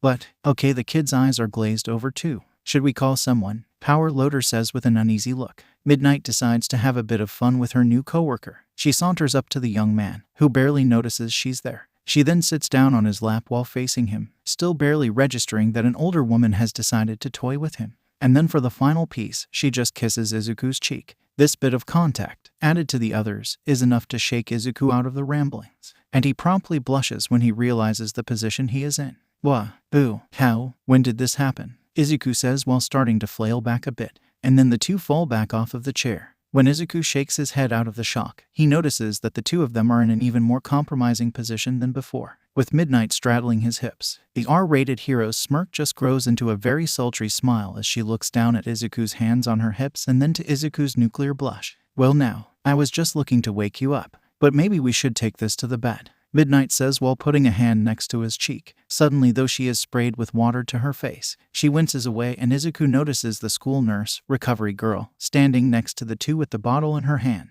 I'm not entirely surprised, but I still can't believe I have to say this to you, Nimiri. Down girl, none of that today. What about a different day? Ack, Midnight quips back before getting sprayed again. A few of the other men in the room have a chuckle at Izuku's expense. Snipe though goes over to help the young teacher up. I'd watch yourself with her bub. She's a hunter, Snipe says in warning. Izuku gulps before trying to move away from the now wet female teacher. Snipe then asks for a bit of help with a different matter. I'm in charge of the seniors, and they could definitely use some idea and more background on what you deal with. I asked a few to stay later, so could you give a quick presentation on it? Izuku is a bit surprised but quickly shifts to professional and agent mode and gives the marksman hero a quick affirmative. Snipe nods before escorting Izuku to a lecture hall. In the hall there are 10 of the senior students, namely the big three of Ue, Tagata Mirio, Tamaki Amakiji, and Hado Nejire. When Izuku walks in, a few of the female members of the audience note that he is younger than they are. Isn't that the guy who's from our world? What do you think he's going to talk about first? He's kinda cute, Think he's got a girlfriend on the other side. Wonder if he'd let us use some of his gadgets. Nejire starts to ramble to her classmate, Hey Yu. The girl then works to try and calm the excitable periwinkle-haired hero so Izuku can start. Izuku pushes away the comments Nejire has and coughs to bring attention to himself and the holographic screen he has put up. Alright then, now Snipe has mentioned some of what he wanted me to discuss with all of you, but I feel that letting some of you ask a few questions would be fine. Only 3 though, before I start into the slight lecture I have in mind. But please keep them serious. Izuku says this with a pointed look to Nejire, who just gives a bit of a pout to the young instructor. The first question opened up with was from a support course student, who asked, what is the technology you use exactly for? It varies a bit. As a Neuron agent, my focus is in the tracking down, containment, and elimination of chimeras. All of the technology I have, especially my legions, is meant for that. Izuku then demonstrates with the iris setup display, as well as the tracking gear, his X-baton, and the Legionis setup. The next question was about what chimeras were. Izuku looks to Snipe to ask if he could tell everything, but the elder hero signals for him to limit the details for now. So Izuku clears his throat before saying, chimeras are entities born from the astral plane, but they can also be created in a sense. If a human is redshifted enough, they'll eventually mutate. Most of the time this creates aberrations, but in extreme circumstances this can also create chimeras. He then goes on to explain that many of the chimeras have titles matching mythological monsters, as well as noting that aberrations could be seen without a. But chimeras required a special filter or technology to be seen. The final question asked was a slightly more personal one. You were taken by these things when you were young, right? And you've been fighting them for quite a while. The one who asked this question with a worried and sympathetic look was Mirio. Izuku just smiles at the only slightly older than him man and says, that is mostly true. However, I didn't start fighting chimeras until I was about 18. Normally you have to have about 2 years on the force before you can be recruited to Neuron. But I had shown talent for operating legions when I was a child, so they made something of an exception. Before anyone could question more, Izuku stops them before noting that they had to go over some chimeras that they might run into. He spends the next hour or so going over the various chimera types, especially named ones, noting the humanoid types, which he compared to foot soldier-like, and would sometimes have other odd chimeras aiding them, to the various power and arm chimeras that were imposing to look at.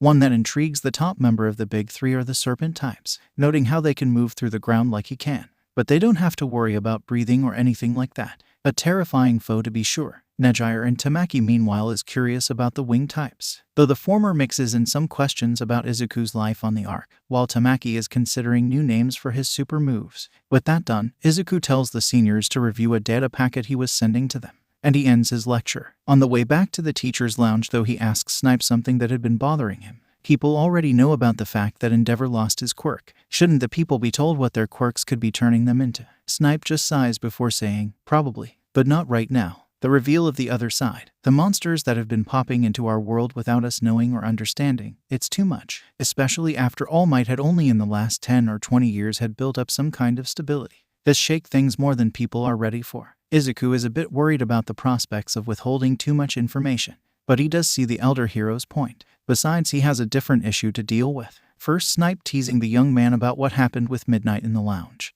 and then a few of the senior girls eyeing him up a bit during his lecture. Don't do anything to the students right away, but be careful if you want to see where things could go with Midnight. That is a dangerous road. Izuku's sweat drops at his colleague's candor, but he sweats even more when they get back, and Midnight is eyeing the young man up again with a lick of her lips. Izuku gulps before quickly collecting his materials and leaving for the police station, hoping to get some clues on where to start his hunt for the hero killer, Stain. Izuku shakes his head as he heads for the faculty parking lot. I don't have time for whatever Midnight was thinking of, and I can't follow up with what Momo might want to do. I have a killer to catch. Izuku thinks as he is walking to his Neuron-issued motorcycle. Said machine not only had a GPS and autodrive function, but it was also equipped with front-mounted energy blasters. He put on his helmet and started the machine up, then revved up before speeding out of the faculty parking. As he approaches the main street, he drifts into the turn to speed off to the Hasu morgue. As he is going past the main entrance, a few of his students see him speeding by. Whoa, was that Midoriya-sensei? Where's he off to? Now that is a badass and manly machine he's got there. I don't know, something with a little more muscle would be better to call badass, a few students say as they gossip a bit. For Momo, she was imagining riding on the bike behind Izuku, as well as thinking of getting a bike of her own to get around as a hero. Bakugo though is just shaking his head at how the scared kid he knew before was now looking like the coolest hero at the school. When Izuku arrives at the morgue, he flashes both his agent badge and hero license to the officials.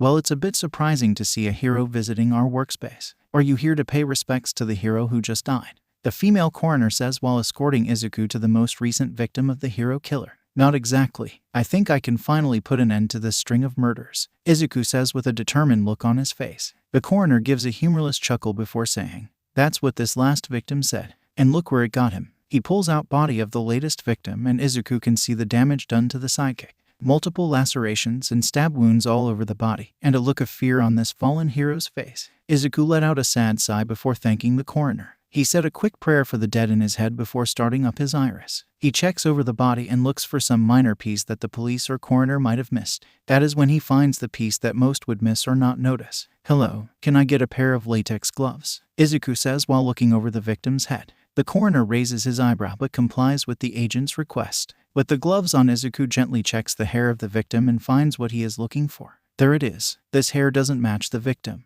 How do you know that? My iris can get DNA scans and can differentiate between two people. This follicle here is from the hero killer. The coroner's eyes are wide because he missed that, given the hair was the same color black as the victim's. Okay, now I just need to track him down, Izuku says before putting the hair into sealed bag. He pulls out his Legionis and activates his Beast Legion. While the coroner can't see the creature, she does notice when it knocks over a table with her instruments. "Hey, sorry, I'll help you clean up in a minute. For now I have to make sure my partner here gets the hero killer's trail." The woman gives the young agent a look before asking if that would actually work. There have been plenty of tracking heroes who have tried to find him, but they lose him not long after starting to track him. Izuku just smiles before telling her that his partner doesn't work like most dogs. He, or she, doesn't track the scent, but the DNA itself. So unless he can change his genetic makeup, I'll find him. Not to mention, I have an idea on where he'll be next. With that done and the Legion now having the trail of the villain in question, Izuku helps the coroner pick up the tools his partner knocked over. He makes a quick trip over to the Hasu police station to drop off his bike, and then lets his Legion out full time.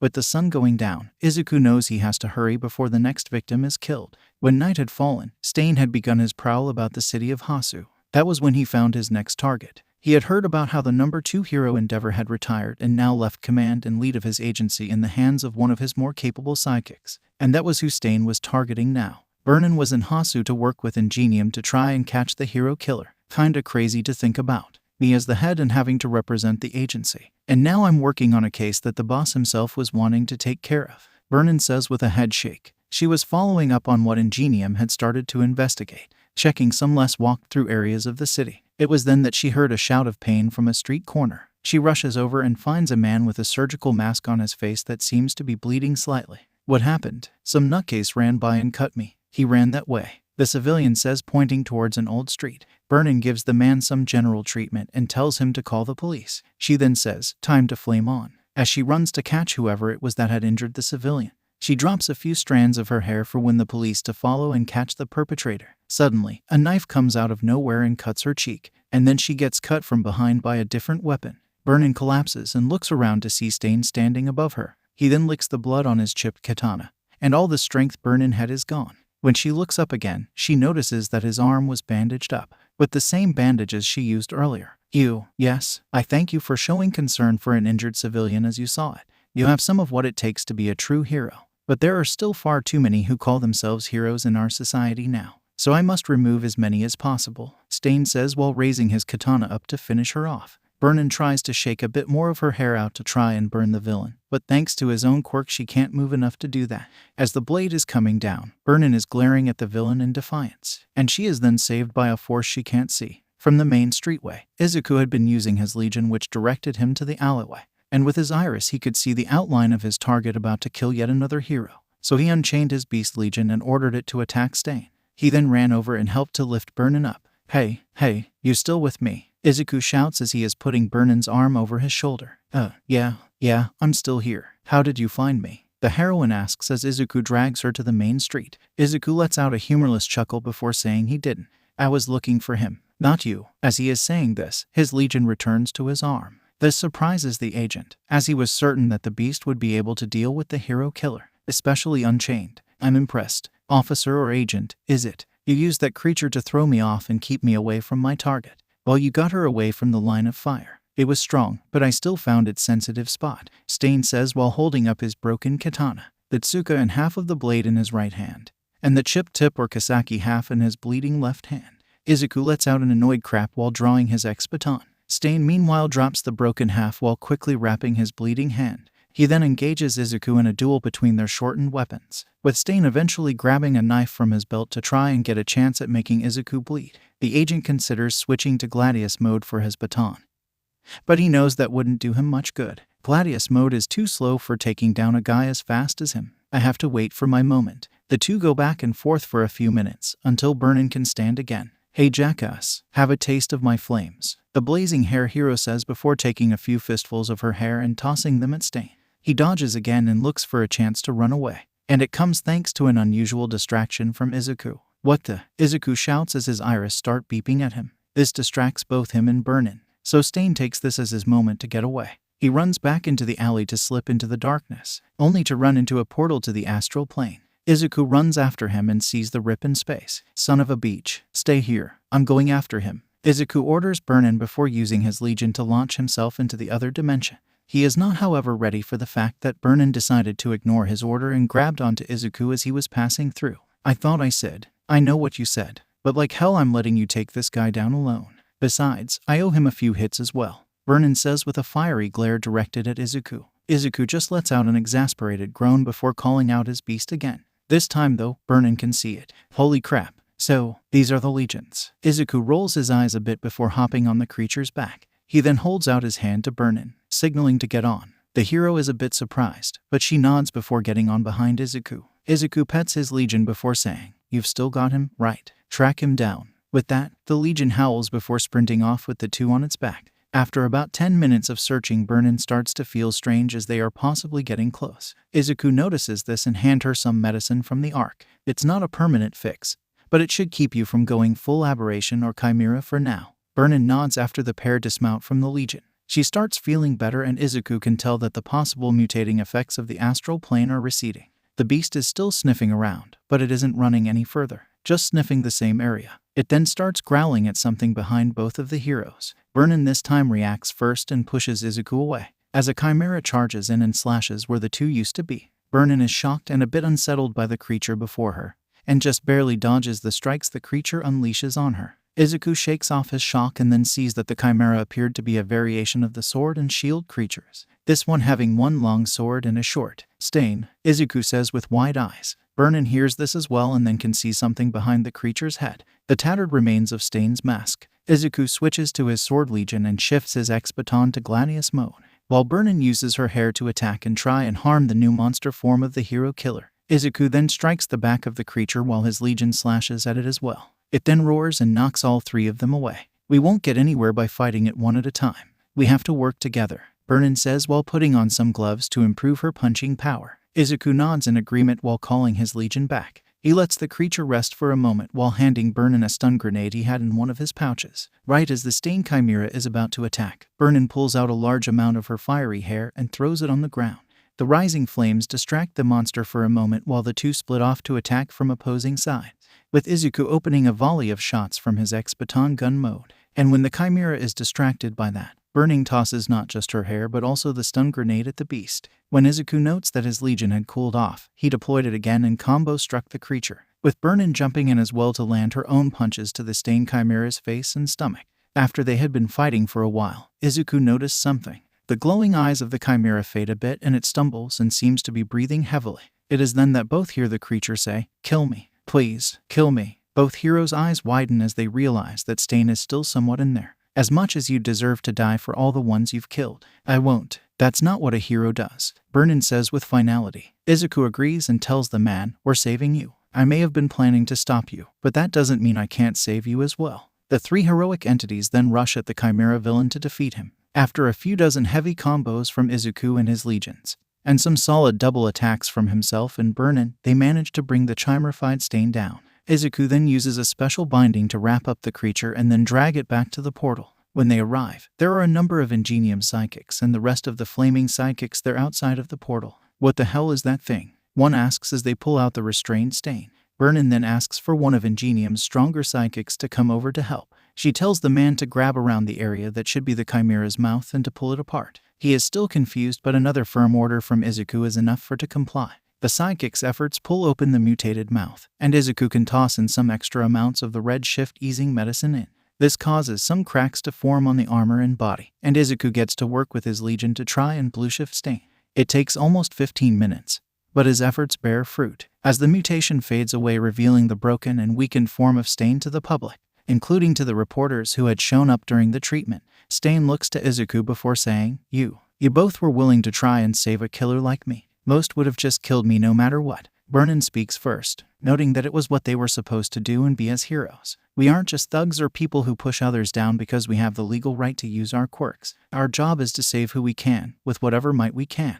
Izuku nods before saying that he had always wanted to be a hero like All Might, one who saves others with a smile. And while killing someone might be able to do that too, I'd prefer to save them without killing. Stain smiles before leaning back. He notes that they are both true heroes and then says, I might be too late for that, but thank you for letting me at least see the true sky of my home with my own eyes. The villain then closes his eyes, with a single tear coming out, and he passes away like that. Izuku and Vernon are both shocked, with Izuku trying to revive the hero killer, but it is too late. Shizome Akaguro, Aka the hero killer, Stain had died. Izuku starts panicking about the fact the man had died while on his watch, but Vernon steps in and keeps Izuku from freaking out more. Hey, come on. There's nothing else we can do now. At least we brought him home, Vernon says as she's pulling Izuku away. The younger man has some tears in his eyes, and Vernon does as well. She pulls him off to the side and tries to get him to focus on the moment, especially away from the cameras. But she can tell he's swimming in the panic and guilt that he couldn't save someone, something he hadn't failed at in his time as an agent of Neuron. Not once had any person he had gone to save died while on his watch, but now one did in front of him again, just like the agent who saved him long ago. Son of a beach. Come on, kid. Snap out of it, Vernon says while trying to shake Izuku out of his mental spiral. She tries slapping him, but that seems to do little more than slow his ramblings, and with an annoyed sigh she grabs his face and kisses him. The initial physical attempts had shaken him somewhat out of his spiral, but this sends him into another spiral entirely, the one he does shake out of. Why did you? Well, hitting you wasn't working, so I went with something that would snap most hormonal boys out of a funk, Vernon says with a raised eyebrow. Izuku blushes a bit before thanking the hero. Vernon just gives him a small smile before telling him he was welcome. The two then come back out and see that the paramedics are confirming that Stain was dead. This doesn't start Izuku into a spiral again, but he does feel a heaviness in his heart at failing to save the man. The reports the next day give praise to Izuku and Vernon for their work to capture the villain who had been on a tear through the hero community. Over 40 heroes killed by the man, and the two of them had taken him down. Not only that, but they had defeated the villain after he had been transformed into a monster by the realm that was encroaching onto their world. This made many sing the praises of Vernon and Izuku. With this, and a few more of the two's individual actions coming to light, both were put up on the Billboard charts as heroes, Vernon being ranked number 22 and Izuku ranked at number 25. This, as well as some tabloid photos of the two from Izuku's freak out, would lead to some interesting questions when Izuku returned to teach classes at UA University. After filing some paperwork involving the death of Stain, the two heroes involved were exhausted. Vernon herself just gave Izuku a quick good work and asked her to check in later. I'm a little worried after that breakdown you had. Take care of yourself, okay? Vernon said with a worried look in her yellow eyes. All Izuku could say was thanks before he hopped on his motorcycle to head back to UA. And when Izuku arrived at his apartment, he stripped out of his gear and promptly collapsed on the couch, not even bothering to turn on the TV or plug in his phone, the latter of which would come to bite him when he woke up late the next day. Crap, Izuku shouted as he was running to the freshman classroom. When he arrived, he quickly opened the door to see Aizawa going over details of rescue operations with the student. Morning, Agent Midoriya. I take it you didn't check your phone, Aizawa said with a raised eyebrow. Izuku just looked up at the Erasure hero with a blush. I didn't plug my phone in last night, after I got back from the... I know where you were, and some of what you had to fight. I had actually called to tell you that you could sleep in a bit. The camera showed that you didn't return until almost 3 in the morning, Aizawa said while putting his hand on Izuku's shoulder. He mentioned that he understood what Izuku was doing and he messaged him about not worrying about class for the day. But since you are here, I think we'd all like to hear a recounting of what occurred last night. Aizawa then pulled Izuku to the podium and gave the floor to him to address the students. Izuku was still a bit nervous, but he cleared his throat and went over the details of what had happened the night before. And thus I tried to save Stain after he had been corrupted by the effects of the Astral Plane. It did work after quite a few doses and my sword legion working to blue shift the man. But it was still a bit too late. The best I could do was let him regain his humanity on this side, Izuku said with a sad look to the ground. One of the first to speak up to his success was Tenya. You still did much more than I feel quite a few would do, sir. And you honored the spirit and heart of what makes a hero. Many of the rest in the class agreed with the bespectacled man and gave their own praise to Izuku. The agent gave the students a slight smile and thanked them, but his failure to save someone still weighed on his mind. Bakugo and Momo noticed this and each were thinking of ways to shift Izuku's focus, with the former asking why it was that Stain turned while Burnin didn't. Izuku cleared his throat before mentioning the medicine that came from the arc. It's meant to alleviate some of the effects of red shift, stave off the warping and mutating caused by strange dimension. Momo then questions if this was what made her and her parents sick when they were pulled over. Izuku acknowledges that it was and that there were other effects that came with the astral plane, but that may be something to talk about another day. For now, Izuku trails off before seeing Vlad King standing at the door. Aizawa notices this and addresses the other teacher. I take it that he was supposed to help you with your class today, right? Vlad nodded before saying, yes, I've talked with the students a bit on the astral plane, but someone who has actual practical experience would be much better. I understand. That will be all for today for me. If you have other questions about the astral plane or chimeras, come meet me at the teacher's office, Izuku said before leaving the classroom. Once outside, he gives an apology to Vlad. It's fine, kid. At least you did remember. Some would blow off other students to focus on their favorites, Vlad said while escorting him to the other freshman class at UA. And while Izuku still looked a bit disheveled, he had a few minutes to straighten up his appearance. After a brief introduction to 1B, Izuku opened the floor for questions. Aside from a few questions about what happened with Burnin, the first to speak up with a serious question was the copy quirk user, Mono Manito.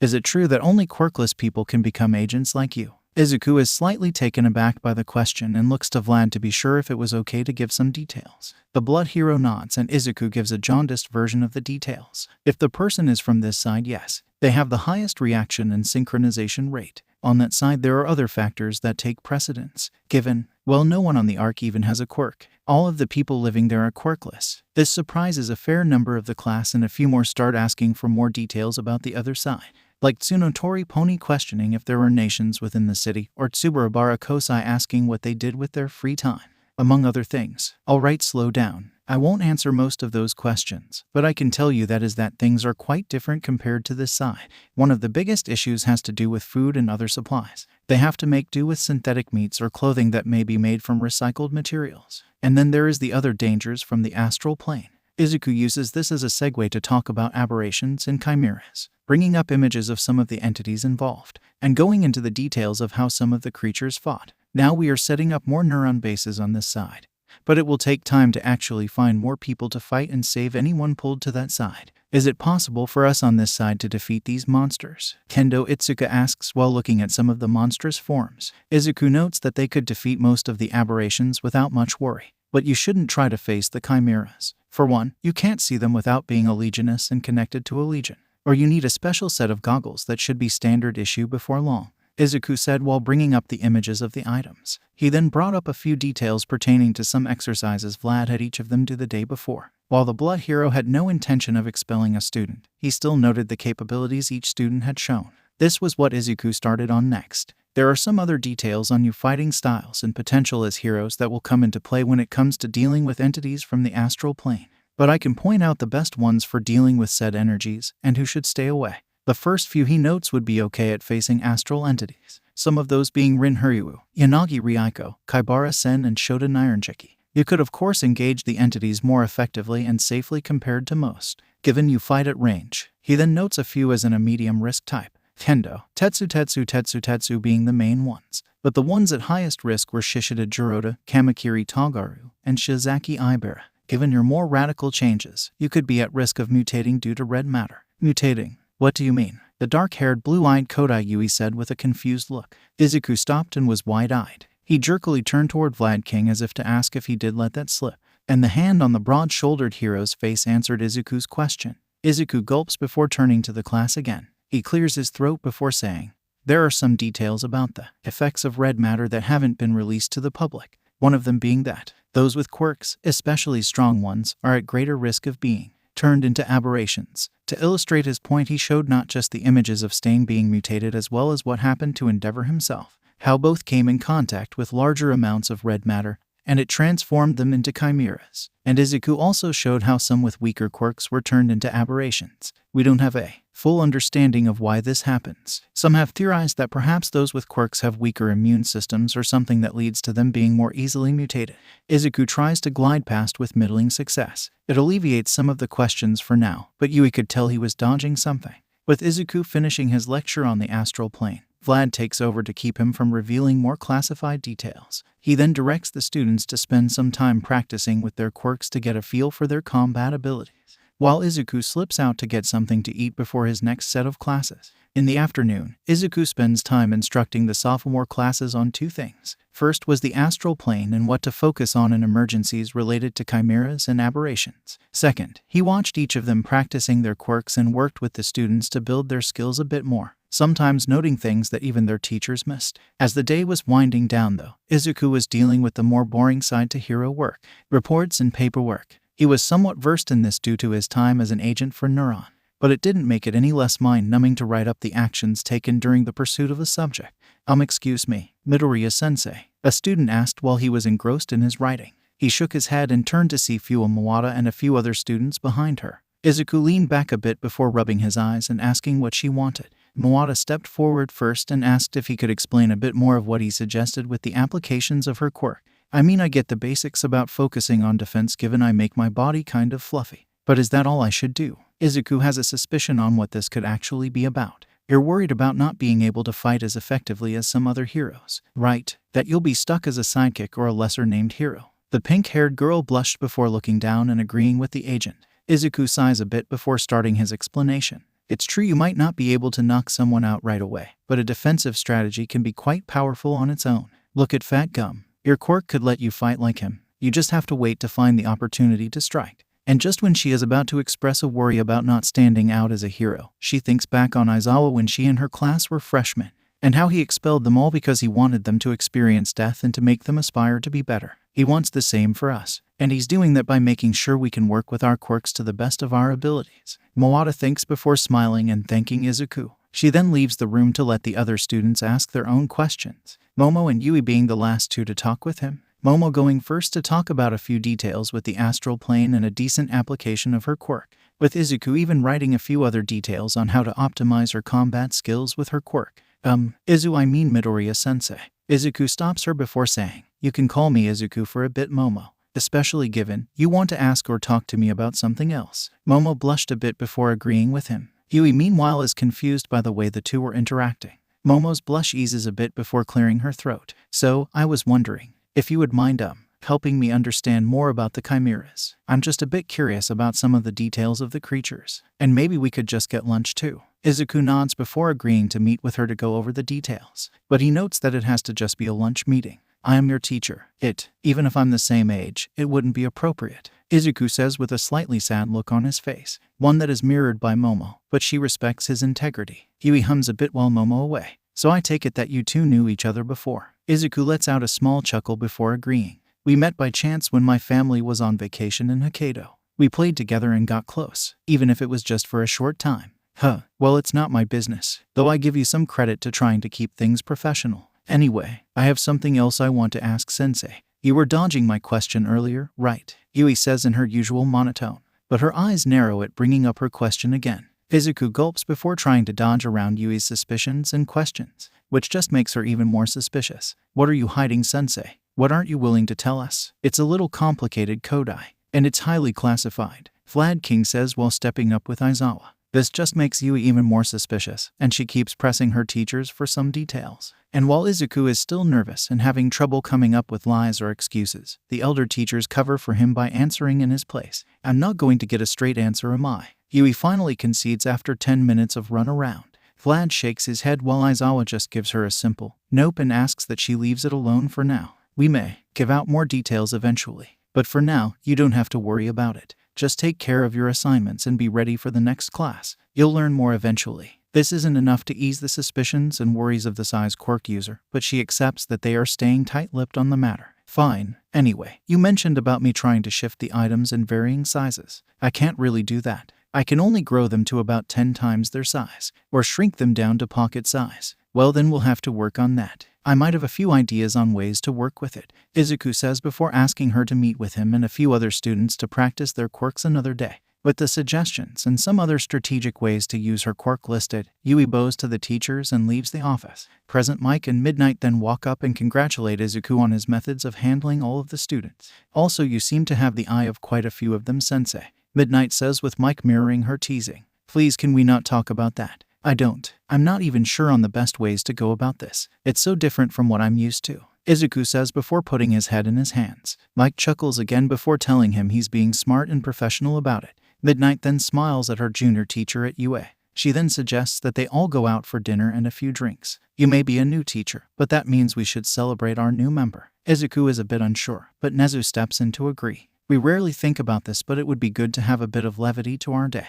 Anyone else on board? Snipe, Vlad, Power Loader, and Cementos all say they are in alongside Midnight and Present Mike. A few do bow out though. Sorry, Principal Nezu, but I have some lesson plans to work on, All Might says with a wave of his large hands. Recovery Girl also declines but mentions she'll have something ready for those who drink too much. You do have quite the rowdy bunch with you after all. Ectoplasm and Aizawa both mention that they have some hero work to do. And while Izuku initially wants to reject, the place that Nezu was suggesting they go was a place he had been thinking about going to. He gulps a bit before noting that he'd never been drinking before. So it'll be your first time, eh? Midnight says with a teasing smile. Mike elbows her and asks her ease up on the younger hero and teacher. Nezu then claps before telling everyone they'll be heading out once the paperwork was done. Once it was done, Nezu called into the high-class steakhouse for a bit of a celebration for Izuku joining their team of teachers. Izuku had changed into his dress uniform to look more appropriate for the location, with a few of the teachers also changing to match the fancy atmosphere. With Vlad changing to a blood-red dress shirt and black slacks, Mike and Snipe both changing to more professional looks, with Snipe putting on a black cowboy hat and a Western-styled suit. Midnight, meanwhile, was wearing a very nice dress with black stockings and had her hair up. When they arrived, Izuku was nervous about going further into the restaurant. Midnight noticed this and grabbed his arm. Just relax and follow us. Or me, I'll guide you gently, she said while gently pulling him toward their table. After they sit down, Nezu orders a few appetizers before asking for the alcohol menu. Someone might want to walk Midoriya through ordering here. It'll be a bit of good training for him, Nezu says before ordering a whiskey neat. Izuku is a bit wide-eyed, but he suspects some of what Nezu was talking about. Pros anymore have to be well, professional-like and maybe have to drink or mingle at certain events. Maybe that is what this is really about. Mike takes up the role at first by pointing out something simple that should ease Izuku into alcohol. He nods and orders the suggested item before looking over the dinner menu, eventually settling on a moderately priced steak. But his first new step into this world of adulthood would come with the kabasu cocktail with ice Mike had suggested. He gulps at first before taking a gentle sip. It wasn't as harsh as he had been expecting, and it was more akin to juice from the initial taste. Don't drink too fast. You might find it hits you faster than you might expect, Mike says while gently sipping his own drink. Midnight and Vlad meanwhile were sharing a bottle of wine and Snipe was enjoying an overseas whiskey before switching to a draft beer. Cementos meanwhile chose to abstain from drinking. Izuku only had water after the first drink and with his meal, but a bit of ribbing from some of his fellow heroes was enough to convince him to try another drink. This time trying a bit of the wine that Vlad was fond of, as well as a sip of the lager Snipe preferred. No, I don't really like that taste. I think I prefer the cocktail. And the beer was a bit too bitter. The whiskey isn't too bad though, but I do need a bit of water with it, Izuku says with a little blush. Mike and the rest nod and tell him that he doesn't need to drink anymore if he doesn't want to. But the young hero and agent feels an urge to test some of his limits, but not in a very nice place such as this. Mike, Midnight, and Snipe notice this and silently agree to go along with the youngest among them. After dinner was done, Nezu, Vlad, and Cementos all head for their respective apartments. Izuku seems to be following that lead, but he takes a few looks toward a few smaller bars to test his limits. I know what you're thinking of, and if you want to test what you can take, we'll be coming with you, Midnight says while letting her hair down.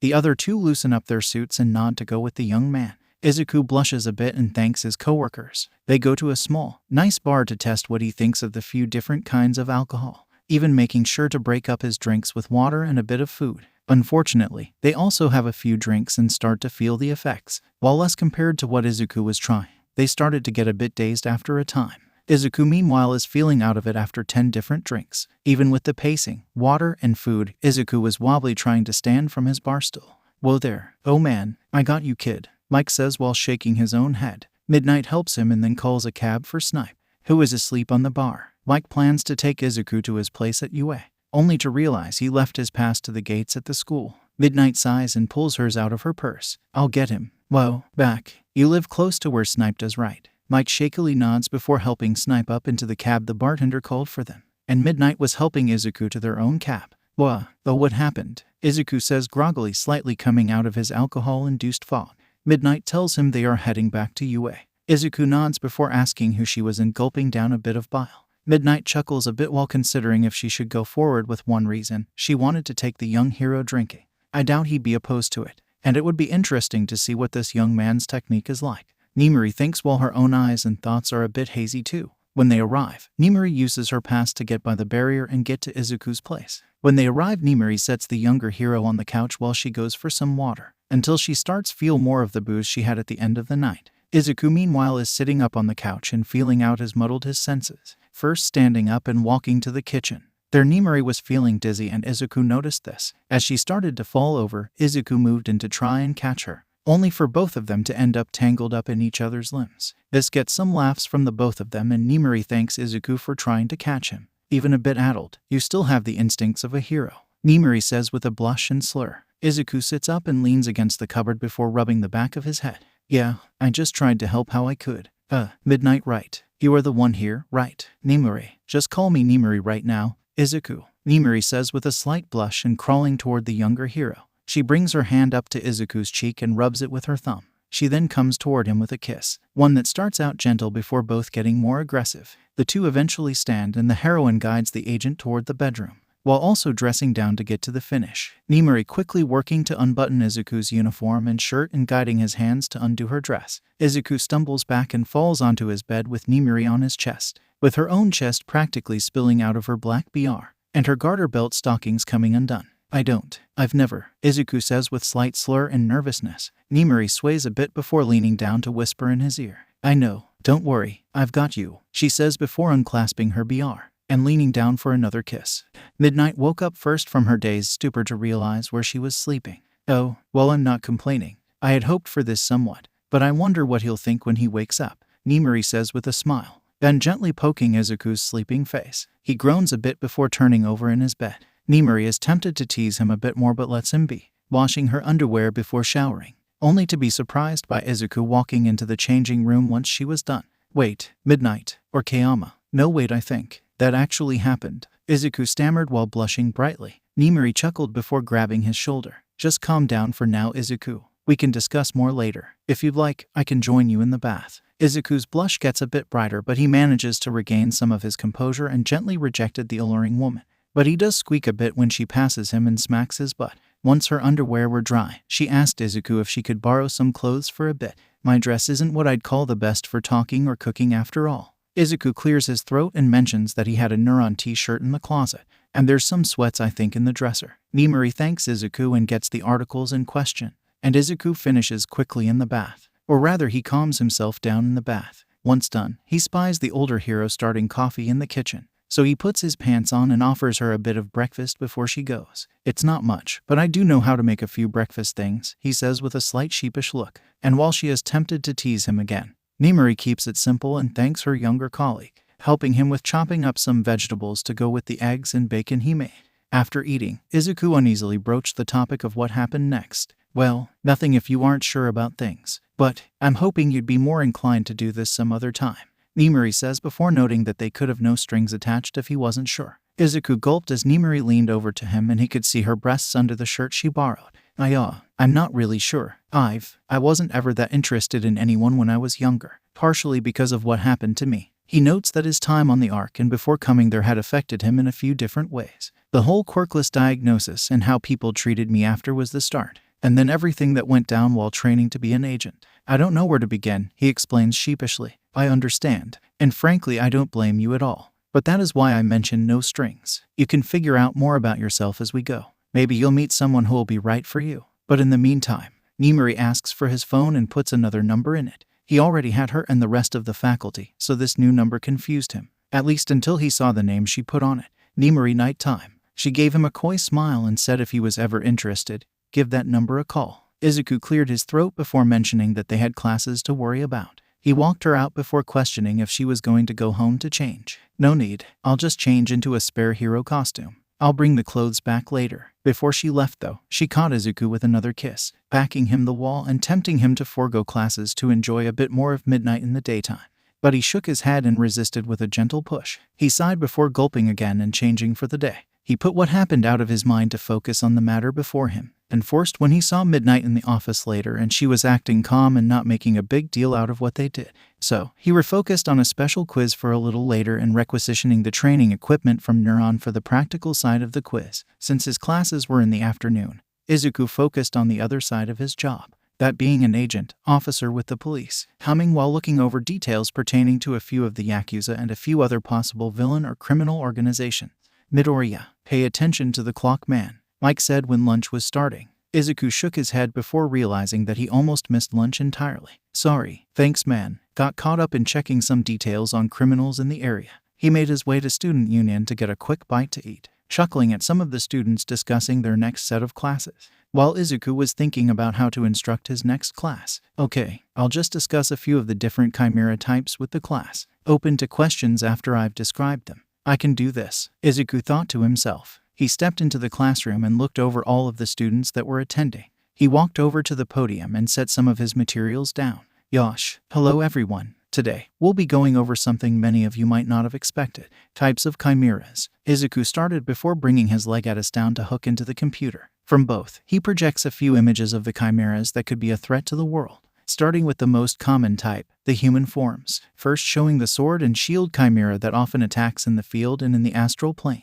Now these are common, but they also can grow into larger forms as well, namely, Laius. Izuku explains before showing the image of the named chimera. He then notes that it does have something of a pattern to its attacks, but the biggest threat came from the charge attacks. He then shows how some of them attack from his own experiences, making a few of the students nervous when they saw one Laius crash through a building and caused it to cave in on itself. Izuku smirks a bit before noting that, yes, you should avoid that at all costs. We agents of Neuron though do have a way to fight them. The chain that links us to our legion is semi-solid and can be used to toss a charging chimera back, which is illustrated again on the screen. He then notes that he wasn't certain if it was possible on this side, but it is worth mentioning. Perhaps one of you with a restraining or similar type of quirk could take advantage of the charge this way. This gets a few who were attending his lecture thinking more about their usefulness when dealing with chimeras. He then brings up the speed-type humanoid chimera next. These ones will aim for blind spots or attack from multiple angles, often working in groups. Luckily, these type do not have a named version, so we can move on.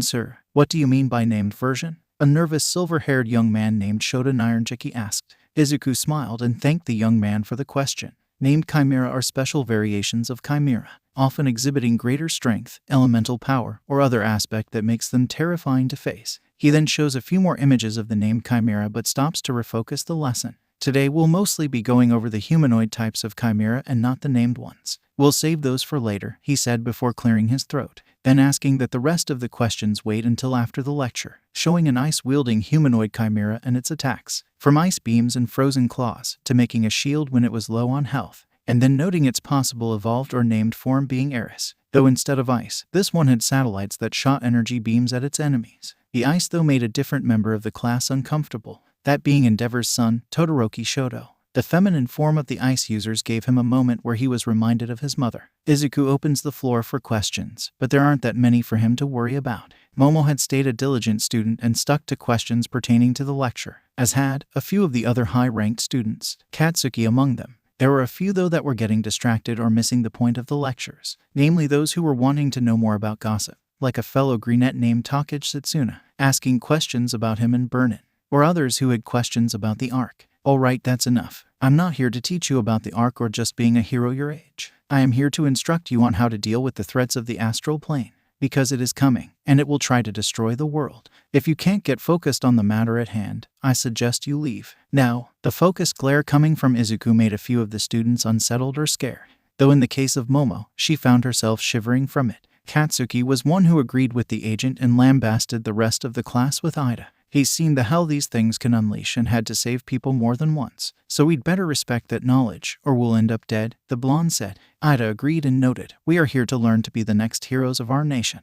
and some of that will require us to know about these monsters. So give Midoriya-sensei your respect and regards, or you don't belong in the hero course." That statement resonates with quite a few of the students, and they look down sheepishly. And when the class lets out, a few even come up and apologize to Izuku for getting sidetracked. "It's just, well, you're the same age as us and yet you're a full hero and everything. I guess we thought that we could talk to you the same way," Satsuna said while tapping her fingers together. Izuku sighed and admitted that while it may be true, the fact is, I am your teacher. That means I can't really connect or do the same things with all of you, not without it being very inappropriate, no matter how much I may want to. He said this last bit while looking at Momo and Katsuki. He wanted to joke with them, talk and gossip a bit, but he couldn't because of the difference in status and duty. While Momo may be an adult, the fact he was her teacher could be seen as him taking advantage due to the difference in status. And with Katsuki, he needed to show that he was the one to guide heroes in training like him. He wasn't the little kid who used to follow him around while playing hero anymore. Now, he was the one leading and instructing his old friend.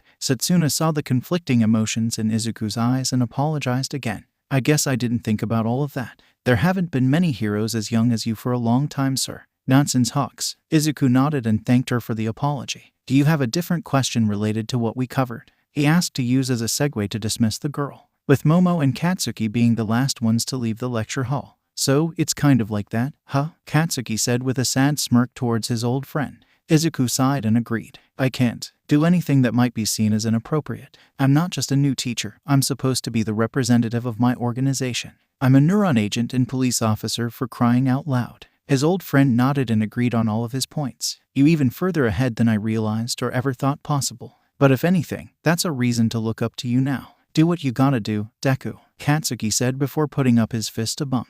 And, while he was wide-eyed, Izuku returned it with a light misting of his eyes. Momo then blushed as Katsuki left and looked at the boy who saved her long ago. "No, that isn't right. He's definitely not a boy anymore. He's a man and he's trying to be a responsible one," she thought before talking to Izuku a bit, first about some other details pertaining to the chimeras. But then she broached the main topic. "I really can't see you right now, can I? At least not as anything more than a teacher or maybe a superior when it comes to hero work." The agent looked down with a bit of sadness but agreed. "At least for the time being. It may take a few years, but I've heard that the hero track is a bit faster than the average student track," he said to try and build up some levity. It doesn't work though, and Momo can only nod and thank Izuku for answering her questions. Though as she goes, he can see a little mistiness building in her eyes. He sighs before getting ready for his next class. As much as we want things to be simple, they never are, he hears from the doorway, and he sees Aizawa and Kan looking in on him. The former congratulates Izuku on staying firm with his duty and being rational in the moment.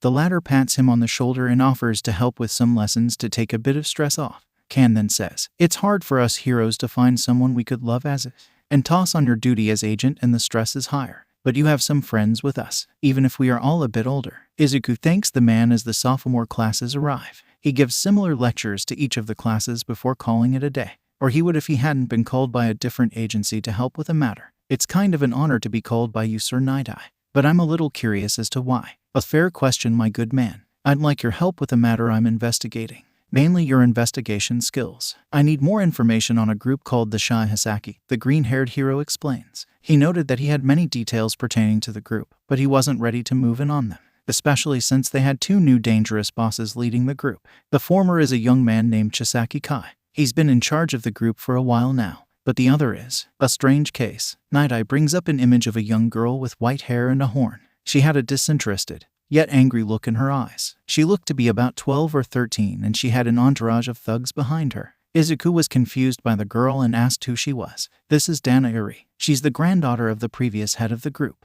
At first, I thought she might be a captive or something for Chisaki, but in recent years, I'm led to believe that isn't the case." He noted that the girl had been going to school for quite a few years, and after the destruction of some rival gangs, it wasn't Chisaki who was leading them. Instead, Iri had been the one who led the group out at the end of it all, with one Rappa Kendo as her main muscle and Tengai Heikaji being the defense. I'm not sure on all of the details, but one of the survivors from her crushing of rivals said that she reversed many of them out of existence or to before they had their quirks, all before being beat senseless or to death by Rappa. Izuku hummed while looking at the image of the girl with some sadness, but he shakes his head and focuses on the task at hand. "You want me to look into the group more and see what their possible goals or plans could be, right?" "Indeed, young Midoriya. Thank you in advance for what you do find and if you can get us enough to take them down." Night Eye says with a nod. Izuku returns it and copies the data to his Legionis to research later. Plus, it could be kept safer thanks to the mobile closed database that is the terminal. On the way back, Izuku questioned what could have led such a young girl to becoming a dangerous member of this organization,